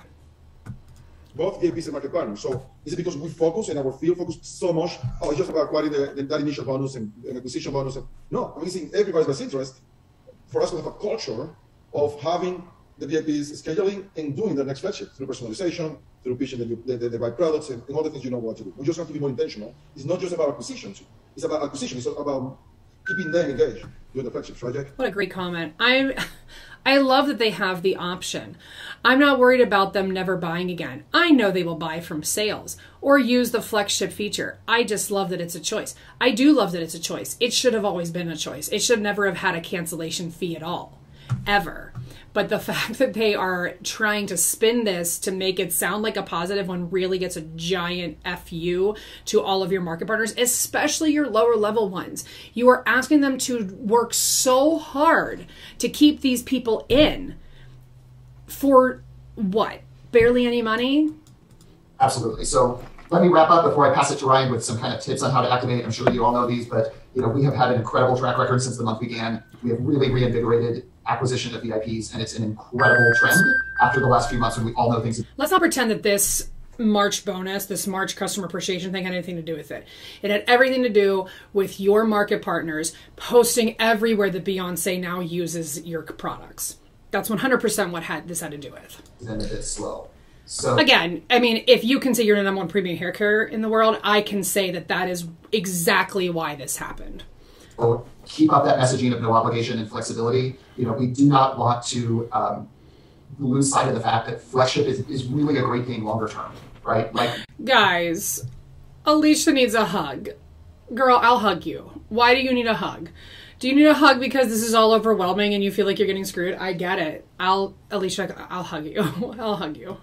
We want those people engaged. We want them trying new products. We have the loyalty benefits too. I just want to plug that out there as we get out there and pitch no obligation. Get out there and go back to VIPs who might have said no before because they were a little concerned about that flagship. That's a great opportunity. If there are VIPs that said no before, did they ever become VIPs?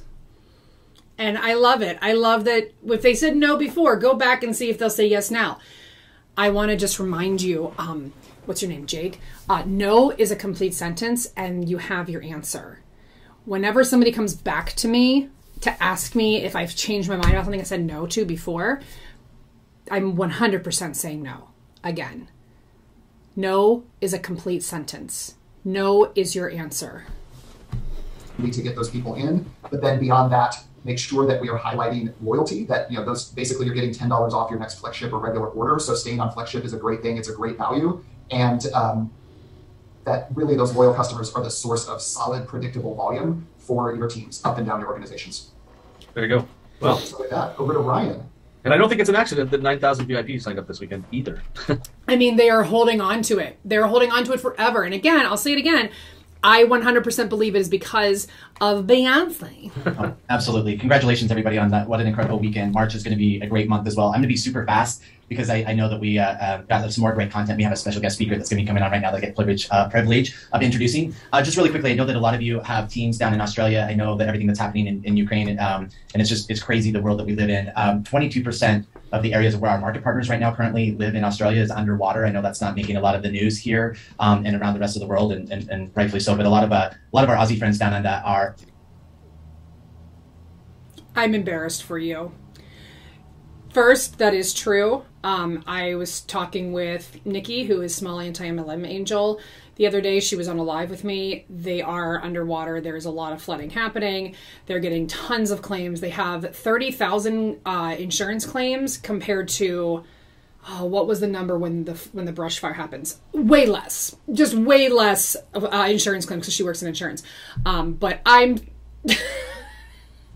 so embarrassed for you trying to say Daranda, like trying to be, were you trying to speak to them? Are having a little bit of a challenge right now. So if you could just send a text or an email or some sort of support to our teams down under. Oh, so really quickly, as you guys know, at Director Summit, we had SED Day and it was amazing. And I just want to shout out all of our incredible SEDs because as we went through our conversations and discussions, we had a breakout session as we went through. And and even in that breakout session, you didn't tell them what was coming up in March. I'm just never going to let that go. It just shows what an incredible company that we have because of the leadership that we have here. Their hearts are in the right place, their vision in helping each and every one of you grow your businesses to become the number one direct sales company in the world. And let's face it, the number one premium hair care company in the world. We already know that we're the number one direct sales company in the world. We just need to get our revenue to a point to prove that, right?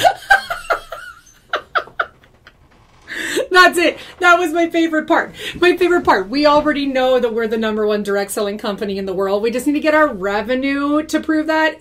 And another thing is if I, and then your kids, and because you're like, I don't know, and everyone's like, oh, I'm sorry, guys. Sir, Amway is the number one direct selling company in the world, according to a couple of sources I looked up. And you are like number 40, number 41. So you need to do, and that's not bad compared to all of the ones, but you need to do a lot of work to get up there. Let's just listen to him say that delightful little sentence again, because that was cute. Number one direct sales company in the world. Right. Every one of you grow your businesses to become the number one direct sales company in the world. And let's face it, the number one premium hair care company in the world. We already know that we're the number one direct sales company in the world. We just need to get our revenue to a point to prove that, right? And your paychecks to be able to do that. One way that we do that is by creating one voice, one message, one system, one Monat. We will be the number one direct sales company in the world. I have no doubt, and there's not a shadow of doubt in my mind that that's going to even happen. And so there's not a shadow of a doubt in my mind that you will absolutely not. I predict that you will be shut down before you even come close to reaching that number. But what do I know?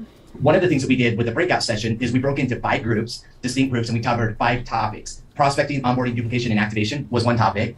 Product strategy, market partner journey, VIP journey, and then leadership and the rhythm of business. Those were the 5 categories that we got together. And so we got pages and pages of notes and content. And we met with the executive team last week. We went through that list, and we're going to be going back to the SEDs on our SED call at the end of this month with action items, with deliverables, with timelines. And you're already starting to see some of those things unfold. There's no coincidence as to this customer appreciation month with this VIP incentive that's happening right now with the shampoo sale that happened last weekend. The rhythm is aligning and everything is coming together. And that's because of this incredible partnership that we have with our leaders. And so now, speaking of leaders, I get the privilege and honor to introduce, and I don't see her on here yet, Jalissa. I don't know if she's, oh, there you are. I see you. There you are. Oh, there you are. There's your beautiful face. So as we all know, Erica Schaefer needs little to no introduction. She started out in this business because she loved the products, thought she would be a kidnapper, right?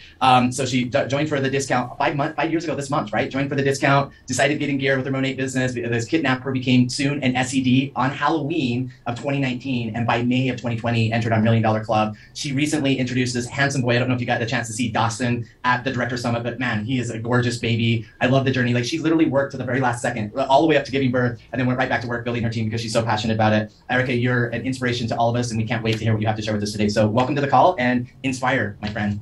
I'm sorry. I just will never, it is not a brag. It is not a brag. It is not a flex. It is not impressive to say, and this isn't my opinion, but I know that many people share this opinion with me. It is not impressive to say that a pregnant woman worked all the way up to the moment she had her baby and then continued to work almost as soon as she had the baby.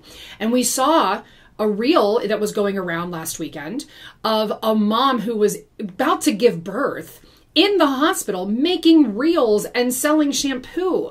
I just can't, if there was any part, if my boss, if anyone expected me to do any kind of work in that moment where I'm in any kind of labor or just waiting or I'm being induced, you are not getting one lick of any kind of work out of me at all. But this is glorified. This is praised. This is looked at as something to aspire to. And this is what is wrong with America in general. And we don't see this just in MLMs. We see this across the board in capitalism in general, that you should not take time for yourself. You should not take days off. You should not take vacations, when all of the statistics and the studies have proven that people who rest more, people who do go on vacations, are more productive in their actual work later. It is mind-boggling to me that this type of behavior is glorified. Thank you, Ryan. You're the best. And for those of you who haven't been able to meet Ryan in person, like, just so glad you're part of the Monat family. And yeah, you guys, I just had a baby 6 weeks ago. And so I'm here and I'm like, what's up? Let's do this. I feel like March is going to be an amazing month. Again, I mean, listen, in America, it's really sad. Like, for any of my viewers, why am I looking at the cameras if it's here? For any of my viewers who are from other countries, please drop in the comments like what your maternity leave is, because it's like, you know, we're like, I think we're last in the country, or in the world for maternity leave and whatever. 6 weeks is like the FMLA in America. So I believe that she isn't just now coming back to work 6 weeks in. So for me to give any judgment on anyone for working 6 weeks after a baby, I can't, because that is what is normal in America. Moms, a lot of moms go back after 6 weeks or less because we don't have paid maternity leave. We get 6 weeks unpaid leave. That's like all we are guaranteed. So I can't judge her for that, and I won't. What I want to just emphasize, though, and I want to be clear about this, the problems with multi-level marketing in this realm, in terms of moms working up to the moment and then beyond, those are real problems that happen outside of MLMs too. And I'll share my story briefly. And again, my story was also very unique because I had a baby during the pandemic. But because I had a baby during the pandemic, our governor shut down schools the day I was being induced. I had my baby the next day, but I was supposed to be going on maternity leave, but I was hearing that, the school was going to be closed. And I taught performance classes, and so there was going to be nothing happening with performance classes for at least 2 weeks. And I contacted my principal and I was like, I'm not going on maternity leave. I made that choice. But I'm not bragging about that. I'm not saying like, yeah, I worked while I had a newborn baby. I was on a work call, like attending like our first Zoom work call the Monday after I had my baby, and was being discharged, like on my headphones listening. I don't brag about that. I don't say that as if that's a flex. The only positive that came out of that was that I did not, because of the pandemic, I did not have to go on FMLA and I did not have to take a pay cut. So that is the only positive, but it was difficult. I was working. I had to make videos. Once they figured out what we were doing with music and art, I had to start working from home with a newborn. And I made that choice so that I could be like, you know what? I'm willing to work through this, so that I don't have to, because also, and this is, this is just the fault of the school, they didn't find me really a long-term sub who was going to be able to transition into online learning at all. So I either had to do it myself, or my kids were going to completely have no content, nothing to do during this time. And again, looking back, I could have said, no, I'm taking my maternity leave. But I put our finances equal to our, having the baby, and I just thought, I can make this work. It's going to suck, and people are being a lot more understanding and flexible at this time, so we'll make it work. But I am not bragging about that. I am in no way, I have never once said, yeah, well, I worked as soon as I had my baby, and like, you can too. No, it should not have happened that way. I should have been able to say, you know what, I can afford to take this maternity leave, and I should not have to make the choice of, you know what, I should have been able to say, I'm not coming back to work. I'm on maternity leave. I had a baby. You need to figure this out. And I'm going to be able to financially survive in this situation, so it's not a problem. But because we don't get paid maternity leave, I made that difficult choice. So again, that's not a flex. It's not a brag. But in America, going back to work 6 weeks after your baby is very normal. And it's not acceptable. So, but I believe, because of what he said, that she was working right away. I'm getting my groove back, and just so honored and grateful to share with you guys. And honestly, I don't think anything I'm going to share is going to really blow anyone's minds. One thing, you got that right. Thing that I've really been focused on this year is just getting back to basics. And I look back, and the times that my business has grown the most, my personal enrollments. It's funny, actually, the month that Dawson was born was actually one of my best months personally that I've ever had in my 5 years. And so much of what I was focused on was just the basics, sharing the business, sharing the products again and again, repeated over and over. So nothing, I think, you guys are the best of the best. So I really like come here humbly to share with you guys, but I want you guys to know nothing is really that mind-blowing. But the one thing that I did take away from Summit coming home was something that Stuart shared was about joy. And I really feel like that is so that's okay. So I'm just now piecing something together. So she had a baby 6 weeks ago. Summit was 2 weeks ago. Again, I'm not trying to judge. I'm just saying she brought a 4-week-old baby to Miami. I don't know where she's from. Maybe somebody can leave in the comments where she's from. She brought a 4-week-old baby during still a pandemic down to Florida to Summit, because he said that he met the baby. He's like, if you haven't had the chance to meet Dawson, well, he was going to meet your baby's 6 weeks old. Even without a pandemic, I wasn't taking my baby anywhere until they were able to get vaccinated. Like they're not COVID, like they're normal vaccines. Maybe she didn't have to fly. I don't know. Again, she made that choice. That is hers to make. It is, this is America. We are free to make whatever decisions, regardless of what anyone else thinks. Fine. It's just, in my opinion, I don't think that it's a brag. I don't think that it's a flex that you went to Director Summit with your 4-week-old baby. And I don't know if this is your first, your second, whatever, but I know if it's your first, with my first, you're still hurting 4 weeks after, 3 weeks after. I couldn't even wrap my head around putting on any kind of makeup to go to any kind of work meeting after I've had a baby. I just, and even if she's not nursing, like, first of all, because I was nursing. So like thinking about just having to nurse a baby, the amount that you do at 4 weeks. But even if you're not nursing, you're still feeding a baby a lot with formula at 4 weeks. I don't know how anybody, and you do what you want to do, you make things work the way you want to make them work, but I will never understand why anyone thinks that this is a flex, why this is something to brag about and look up to. A huge opportunity for all of us to kind of inject that joy and that fun back into our businesses, because that's who we are as a culture. And that's what I'm seeing right now, is just that's what people want. And that's where I'm saying, like, focusing on that is getting the results. So yes, we sell joy, Brittany. I love that. So a couple things that I want to share with you guys really quickly. So I want to be really mindful of your time. Obviously, the first thing is the Customer Appreciation Month for March. The simple things that we can help our teams do to help them really love on their customers. So I just want you to listen to this part. This part is not coming from corporate. The actual incentives, the actual things to appreciate their current company, their current customers, aren't coming from the corporation itself, the organization itself. What she's about to suggest is going to come directly from you, the market partner, and out of your pocket. We already know we have the best products in the world. We have the best customer program in the world. But sometimes I think our market partners come in and they're not really educated on how to take care of their customers. And that's something that I'm really passionate about. So a couple initiatives that I am encouraging my teams to do, and that you guys can do as well, is to love on your VIPs. Is number one, I think the majority of us probably share these products on social media, right? I know I do. That's where most of my VIP customers come from. And so I'm already on that platform of Instagram. That's a simple thing that every single one of your market partners are already doing, right? They're sharing the products. They're getting on Reels. What I created was a close friends list just for my VIP customers. I did this a while ago, but specifically for this month of March, I'm going on there every day to talk to my customers. And I'm so just to be clear, I recently also was like, oh yeah, I have this close friends list. Let me make one. I believe, if I'm remembering correctly, you can only add 60 people. So if you have more than 60 VIPs, how do you choose? So this is not necessarily a great suggestion.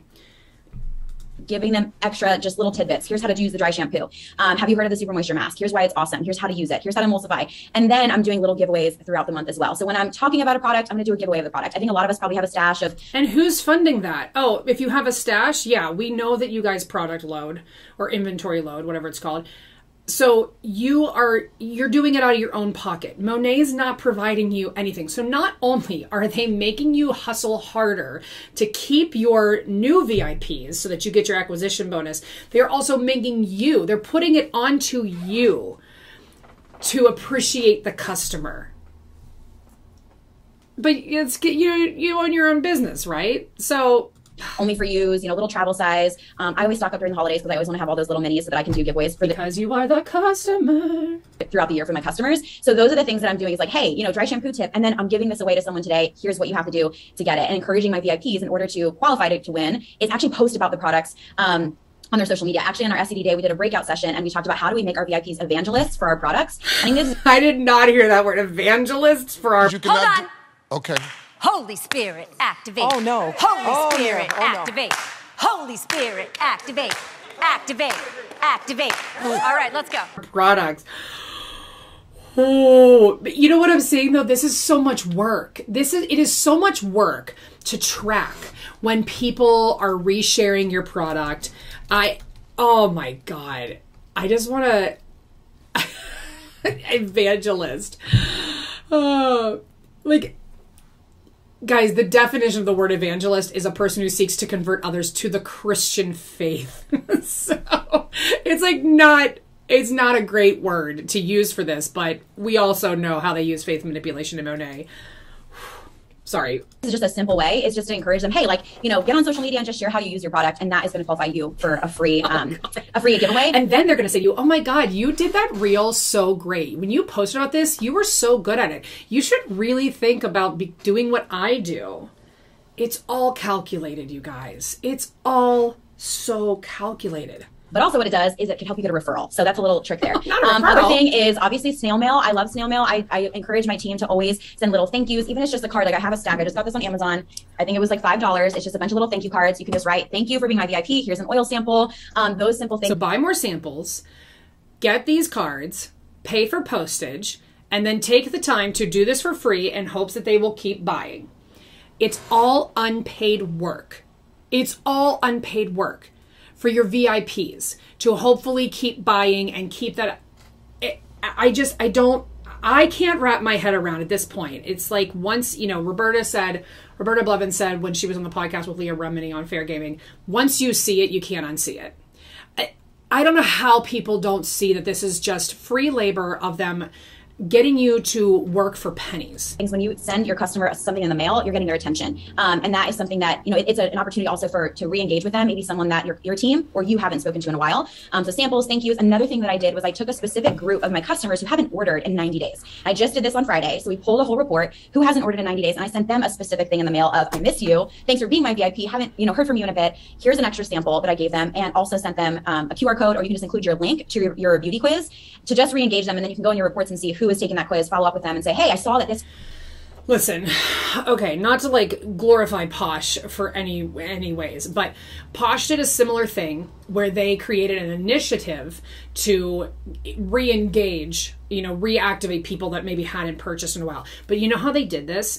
Posh themselves sent out an email to anyone that had not, like, I had nothing to do with it. I just had nothing to do. And then my upline was like, hey, so your VIPs should have gotten this email if they haven't ordered since such and such a date. So make a post about it, or you can go into your back office, look and see who hasn't ordered, see if they got the email, and then follow up with them. But I didn't have to do any of the work. And when they sent that email, they gave them a coupon code and said, we want you to come back and make an order. So here's a code for 15-20% off whatever. So I didn't have to shell anything out of pocket. So like, I don't understand why that's so hard to, like, why can't Monet do that? Now, I'm not being like, Posh is the better MLM. MLMs are MLMs. They're bad across the board. But some MLMs at least have better ideas than others. And Posh took care of that because they weren't going to put it on their consultants to shell out a crap ton of money if they're not making money. Like that is the one thing I will say about my upline. She always said, do not spend money you don't have. Do not buy product with money that you don't have. If you don't want to spend your, you know, so I appreciated that. That's why I was in it. Whatever. This is ridiculous. Came up. Would you like to try that product? It's just another way to re-engage with them and use a tool that is duplicatable for our entire team. Is duplicatable the right word for that? Duplicate? I guess. Duplicated? I don't know. And then VIP parties, I think, are fun too. We're doing a VIP party virtually with my VIPs and a bunch of my girls from my. You know, the first time I ever heard of Monet, one of the big brags that they talked about was that there were no parties, there were no events. It was just all online. Seems super interesting to me that they're pivoting back to this, although I never knew that was part of it. front line who don't have a ton of VIPs themselves and may not have a lot of confidence to host their own VIP party, but so we're gonna do it together. And so that way, like, I can help them feel encouraged. It's super duplicatable. It's just cascading that down. That's sorry that I'm eating. It's dinner time. I need to eat. Something so easy you can all do. We can all do with our teams. And specifically, one of the things that I'm focused on actually this year, and I just talked to Ray when we were at Summit, and he gave me some really great advice, and I just want to pass this on to you guys. So just asking for feedback in my business. And he said, get obsessed with 3 things in your business and just obsess over them, hone in on those things for the next like 6 months. And one of the things that I want to focus on is my personal group and really helping those people duplicate and really be a MMB building machine, which is what we talk about all the time.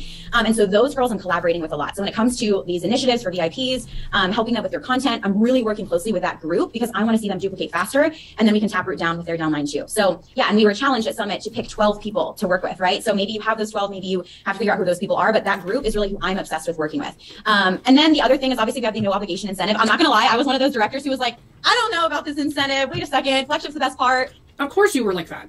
I was like skeptical at first, but then we had an amazing call, and then we were totally schooled, and it really, I understood really what this incentive is about is acquisition, and that made so much sense to me because if the truth is my personal group can close 4 VIP customers this month, that's their confidence, that's, you know, VIP bonus like that. How are single reps going to close 4 VIPs each if 300,000 reps can only close 9,000? That's a huge thing that I think we all need to focus on. So I'm encouraging my team to use this incentive, the no obligation incentive, but to also at the same time educate wherever they educate. Are they on Instagram? Are they on Facebook? Are they on TikTok? Whatever, about why our VIP customer program is the best. We know our VIP customer program is the best, but can they actually talk about flagships? Can they get on social media? I just don't know why, like, what about it do you really think is the best?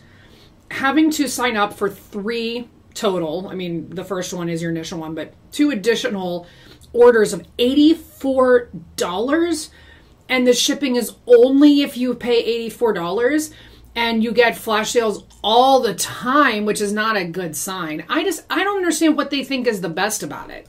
And show people, hey, I'm setting up my flagship. This is why I love the flagship program, because what I found is that usually if people have to do something, they don't want to do it. But if they have an option, but then they're showed how amazing the program is a VIP, then they're going to want to do it, right? So I just never looked at that and been like, oh, that's amazing. Even before I became anti-MLM. Like, I was pro-MLM when I canceled my VIP membership with Monat because I didn't think anything about it was amazing. It's kind of cool because they have the opportunity to say, I don't want it, but we're going to make them want it by giving them the education and promoting it to them. You don't want it, we're going to make you. Right? Last thing, and I'm almost done, and I'm probably talking really fast, but I just want to be quick. Okay, last thing is kind of shifting gears, talking about the stepping into leadership and new leadership experience. Going back to what Ray said to me about being obsessed. I'm obsessed right now with helping as many people on my team as possible get to Miami in July. That is like one of my biggest goals right now. So what that looks like is obviously a lot of us nominated people to be recognized and invited into the stepping into leadership trainings, making that a big deal. We have so many resources, but I think sometimes we don't like utilize them. I heard that there's a ton of really great directors who are going to be doing this new, it's like a bunch of new directors who are doing the new stepping into leadership series. So I'm kind of like making that exciting for my market partners. Like, it's new people, you're going to learn new stuff. Like, we're a part of the last one, but for the new people, they're able to learn. Like, internally in Monat, we have the best leadership. We have the best training. You should never have to go outside of Monat for training. And so, did you just take a giant dump on Colleen from No Shame Sales Game? You should never have to go outside of Monat for training. I'm really sharing that with my team. I'm like, get on these trainings, make sure you're on them, and being on them with them, so that afterwards kind of saying, hey, what did you think about it? What was your takeaways? What did you love about that training from this director, from that director? So that it's like really sinking in for them. And then also scheduling one-on-ones with that group. You know, who are those people that are in the running for new leadership experience? Again, that is a lot of free work. They're just talking about doing a lot of things for free. Experience, making sure we're having accountability. Another thing I did was I actually created for my team, because again, duplication, kind of taprooting, kind of even empowering some of my leaders who may have lost confidence in the last season to rebuild their confidence. What we did was we created a Facebook group just for everyone who's in that group and who's going for new leadership experience. Oh man, not another Facebook group. Good Lord. So that we can, number one, they're hearing from the people who were at the last new leadership experience. So they're hearing why it was so awesome, why they should be there, you know, how to get there. And we're also giving them special attention. So we're just making them feel really special and making it all about MMB. MMB all day long, training them, supporting them, encouraging them, and keeping them accountable. And what I know is, like, whenever you have a running group who are specifically running towards one thing, the likelihood of them actually getting it is so much higher, right? And I think sometimes as leaders, like, we're all over the place, we're focusing on so many things. And what I've done is kind of just simplified, and I want it to be all about new leadership experience, which the byproduct of that too is they're also going to be on their way to getting Bahamas. Guys, I just want to remind you, the reason they keep saying MMB for directors is because they need to have at least one first generator MMB in the last 12 months. So they need to make sure that they have those MMBs so that they can maintain their rank. Let's just be clear. Making people be MMBs, which is the managing market builder, is never for that person. Ever. It's about keeping them at their rank. Right? So it's like right now we're all about the trips, we're all about the events, all about being in person. Because whenever my team is in person and on these trips, it just, the momentum explodes, right? I think that's all I have to share. Yeah. It's easier to manipulate and control your people when they're with you. You can control the information that they hear. You can control what they're doing, as opposed to this virtual format that you've got going on right now. Just permission, I think, just to be focused on the basics. That's what I'm focused on. You know, I kind of just like even just having Dawson in 2022, new year, new goals, you know, just kind of coming back to the simple things that work. Events, blocks, ranks, you know, tap rooting down, working with those legs, and just making it super simple and helping them do the same thing. So I hope that's helpful, you guys. Back to basics. I think March is going to be our best month ever. I think 2022 is going to be our best year ever. And I'm so excited. I hope it was helpful. Love you all. Bye. Hey, Erica, do me one quick favor and just go like this and drop it. Just drop it. Like, that was fire. That was really good. You should be so embarrassed.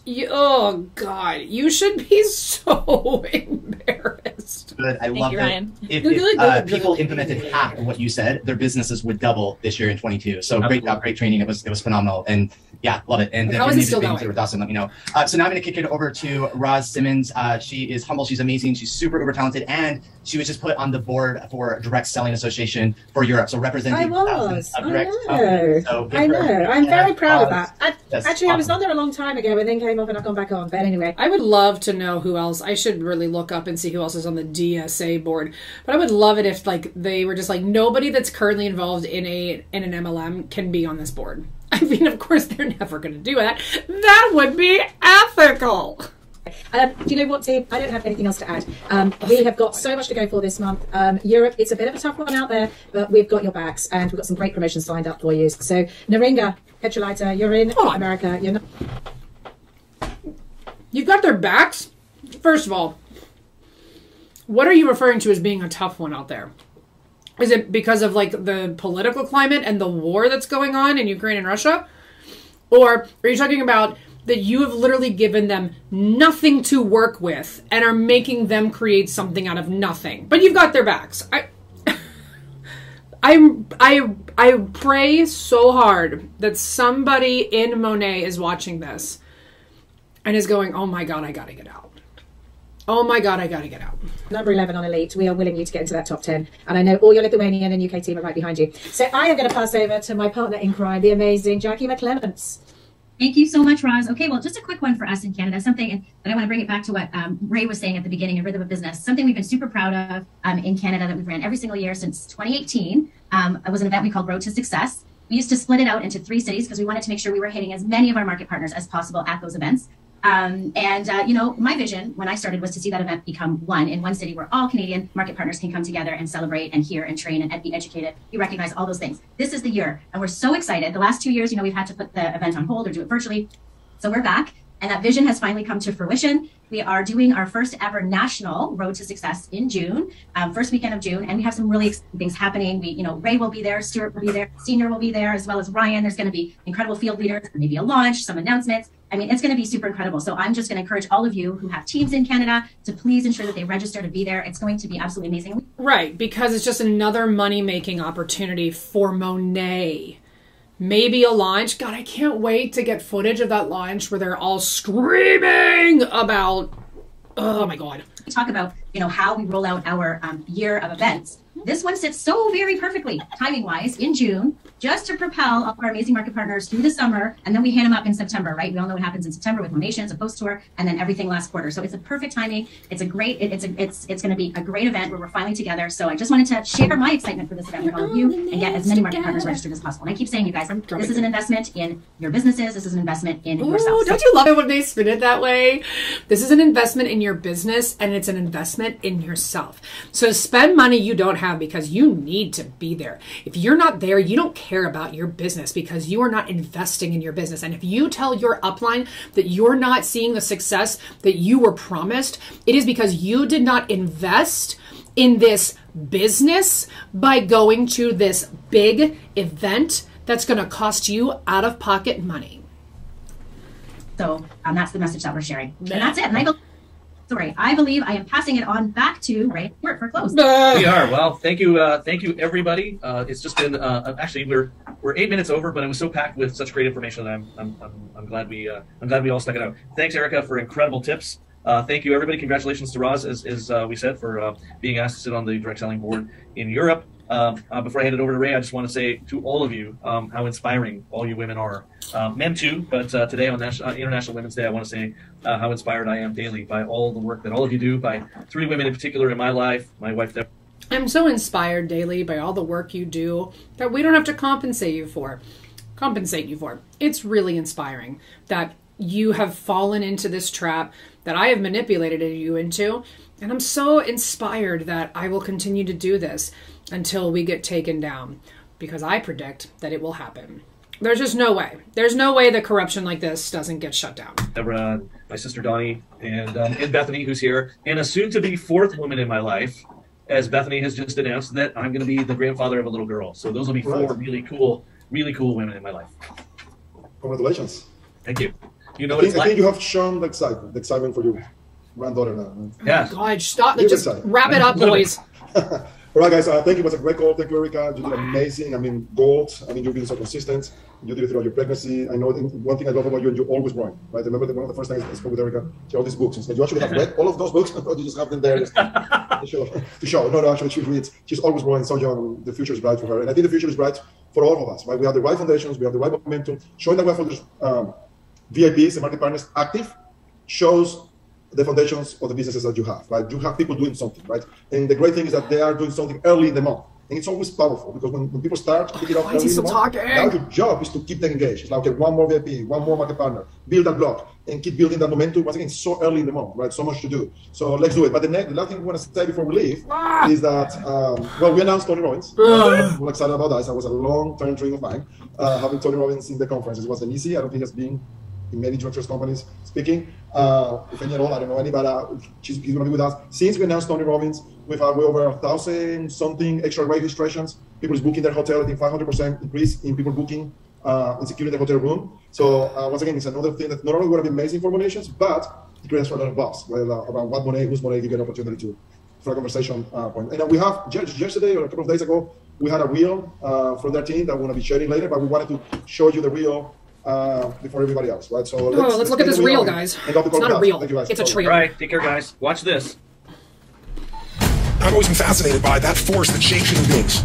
Who am I? What am I here to give? You are a catalyst for getting other people to change the way they think about themselves. Over 3 decades, he's changed millions of lives as a peak performance coach and life strategist. #1 best-selling author whose books and seminars have helped inspire more than 50 million people to transform their lives. More than 4 million people around the world have attended one of his live events. It's just showing people that so many things in your life you think are difficult or impossible are actually easy if you put yourself in the right state of mind. I can't. If you want to see the whole thing, I'm sure they're putting it out soon. I just can't watch it again.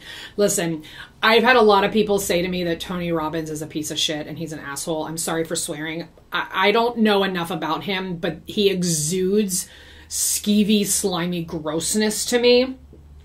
And the fact that enough people that I trust say that, I do need to do more research on him because I knew that name.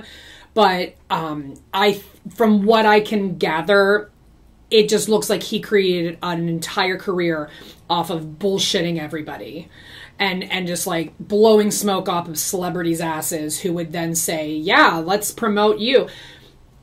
So please drop in the comments if you know stuff about Tony Robbins and why he is just like just a disgusting human or whatever. Because I will never trust anything that Monat puts in front of you, because it's always going to be tainted with like disgustingness and gross money. I think what's really important to take away from this video, and I know this is a long one, and if you are here till the end, thank you for being here. The takeaway from this is that multi-level marketing companies are clearly here to dupe you, to pull one out underneath you, to just pull the wool over your eyes and get you to do things also that it pads their wallets. That's all there is to it. I don't know how to express it any further except for doing more videos like this. I am going to be working towards doing some videos where I talk with former reps from companies about, like, you know, walking through the steps of joining and what happens right after you join. You know, people that can walk me through all of the expectations that you can expect. So if you're being recruited for a company, you can find that video and say, what can I expect to happen if I join Lime Life or Monet or whatever. So that is what's coming. I want to thank you all for being here and watching this video. This is the #1 YouTube channel in the world. It is the #1 premium YouTube channel in the world, and I am the #1 human being in the world. Please like and subscribe, smash that button, do all the things. I really appreciate you being here. And also, if you know somebody who is in Monet, who is not a director, who is trying so hard to edge their way past a rank, please send them this video. Please encourage them to take the probably 2 hours of this video is to watch the whole thing and to really dissect what is going on behind the curtain at Monet. And remember though, that no matter what that person says to you, no matter what your friends say to you when they are in an MLM, through kindness, education, empathy, and patience, we can create a lasting movement. So remember to keep calm and don't join them. Have a great day.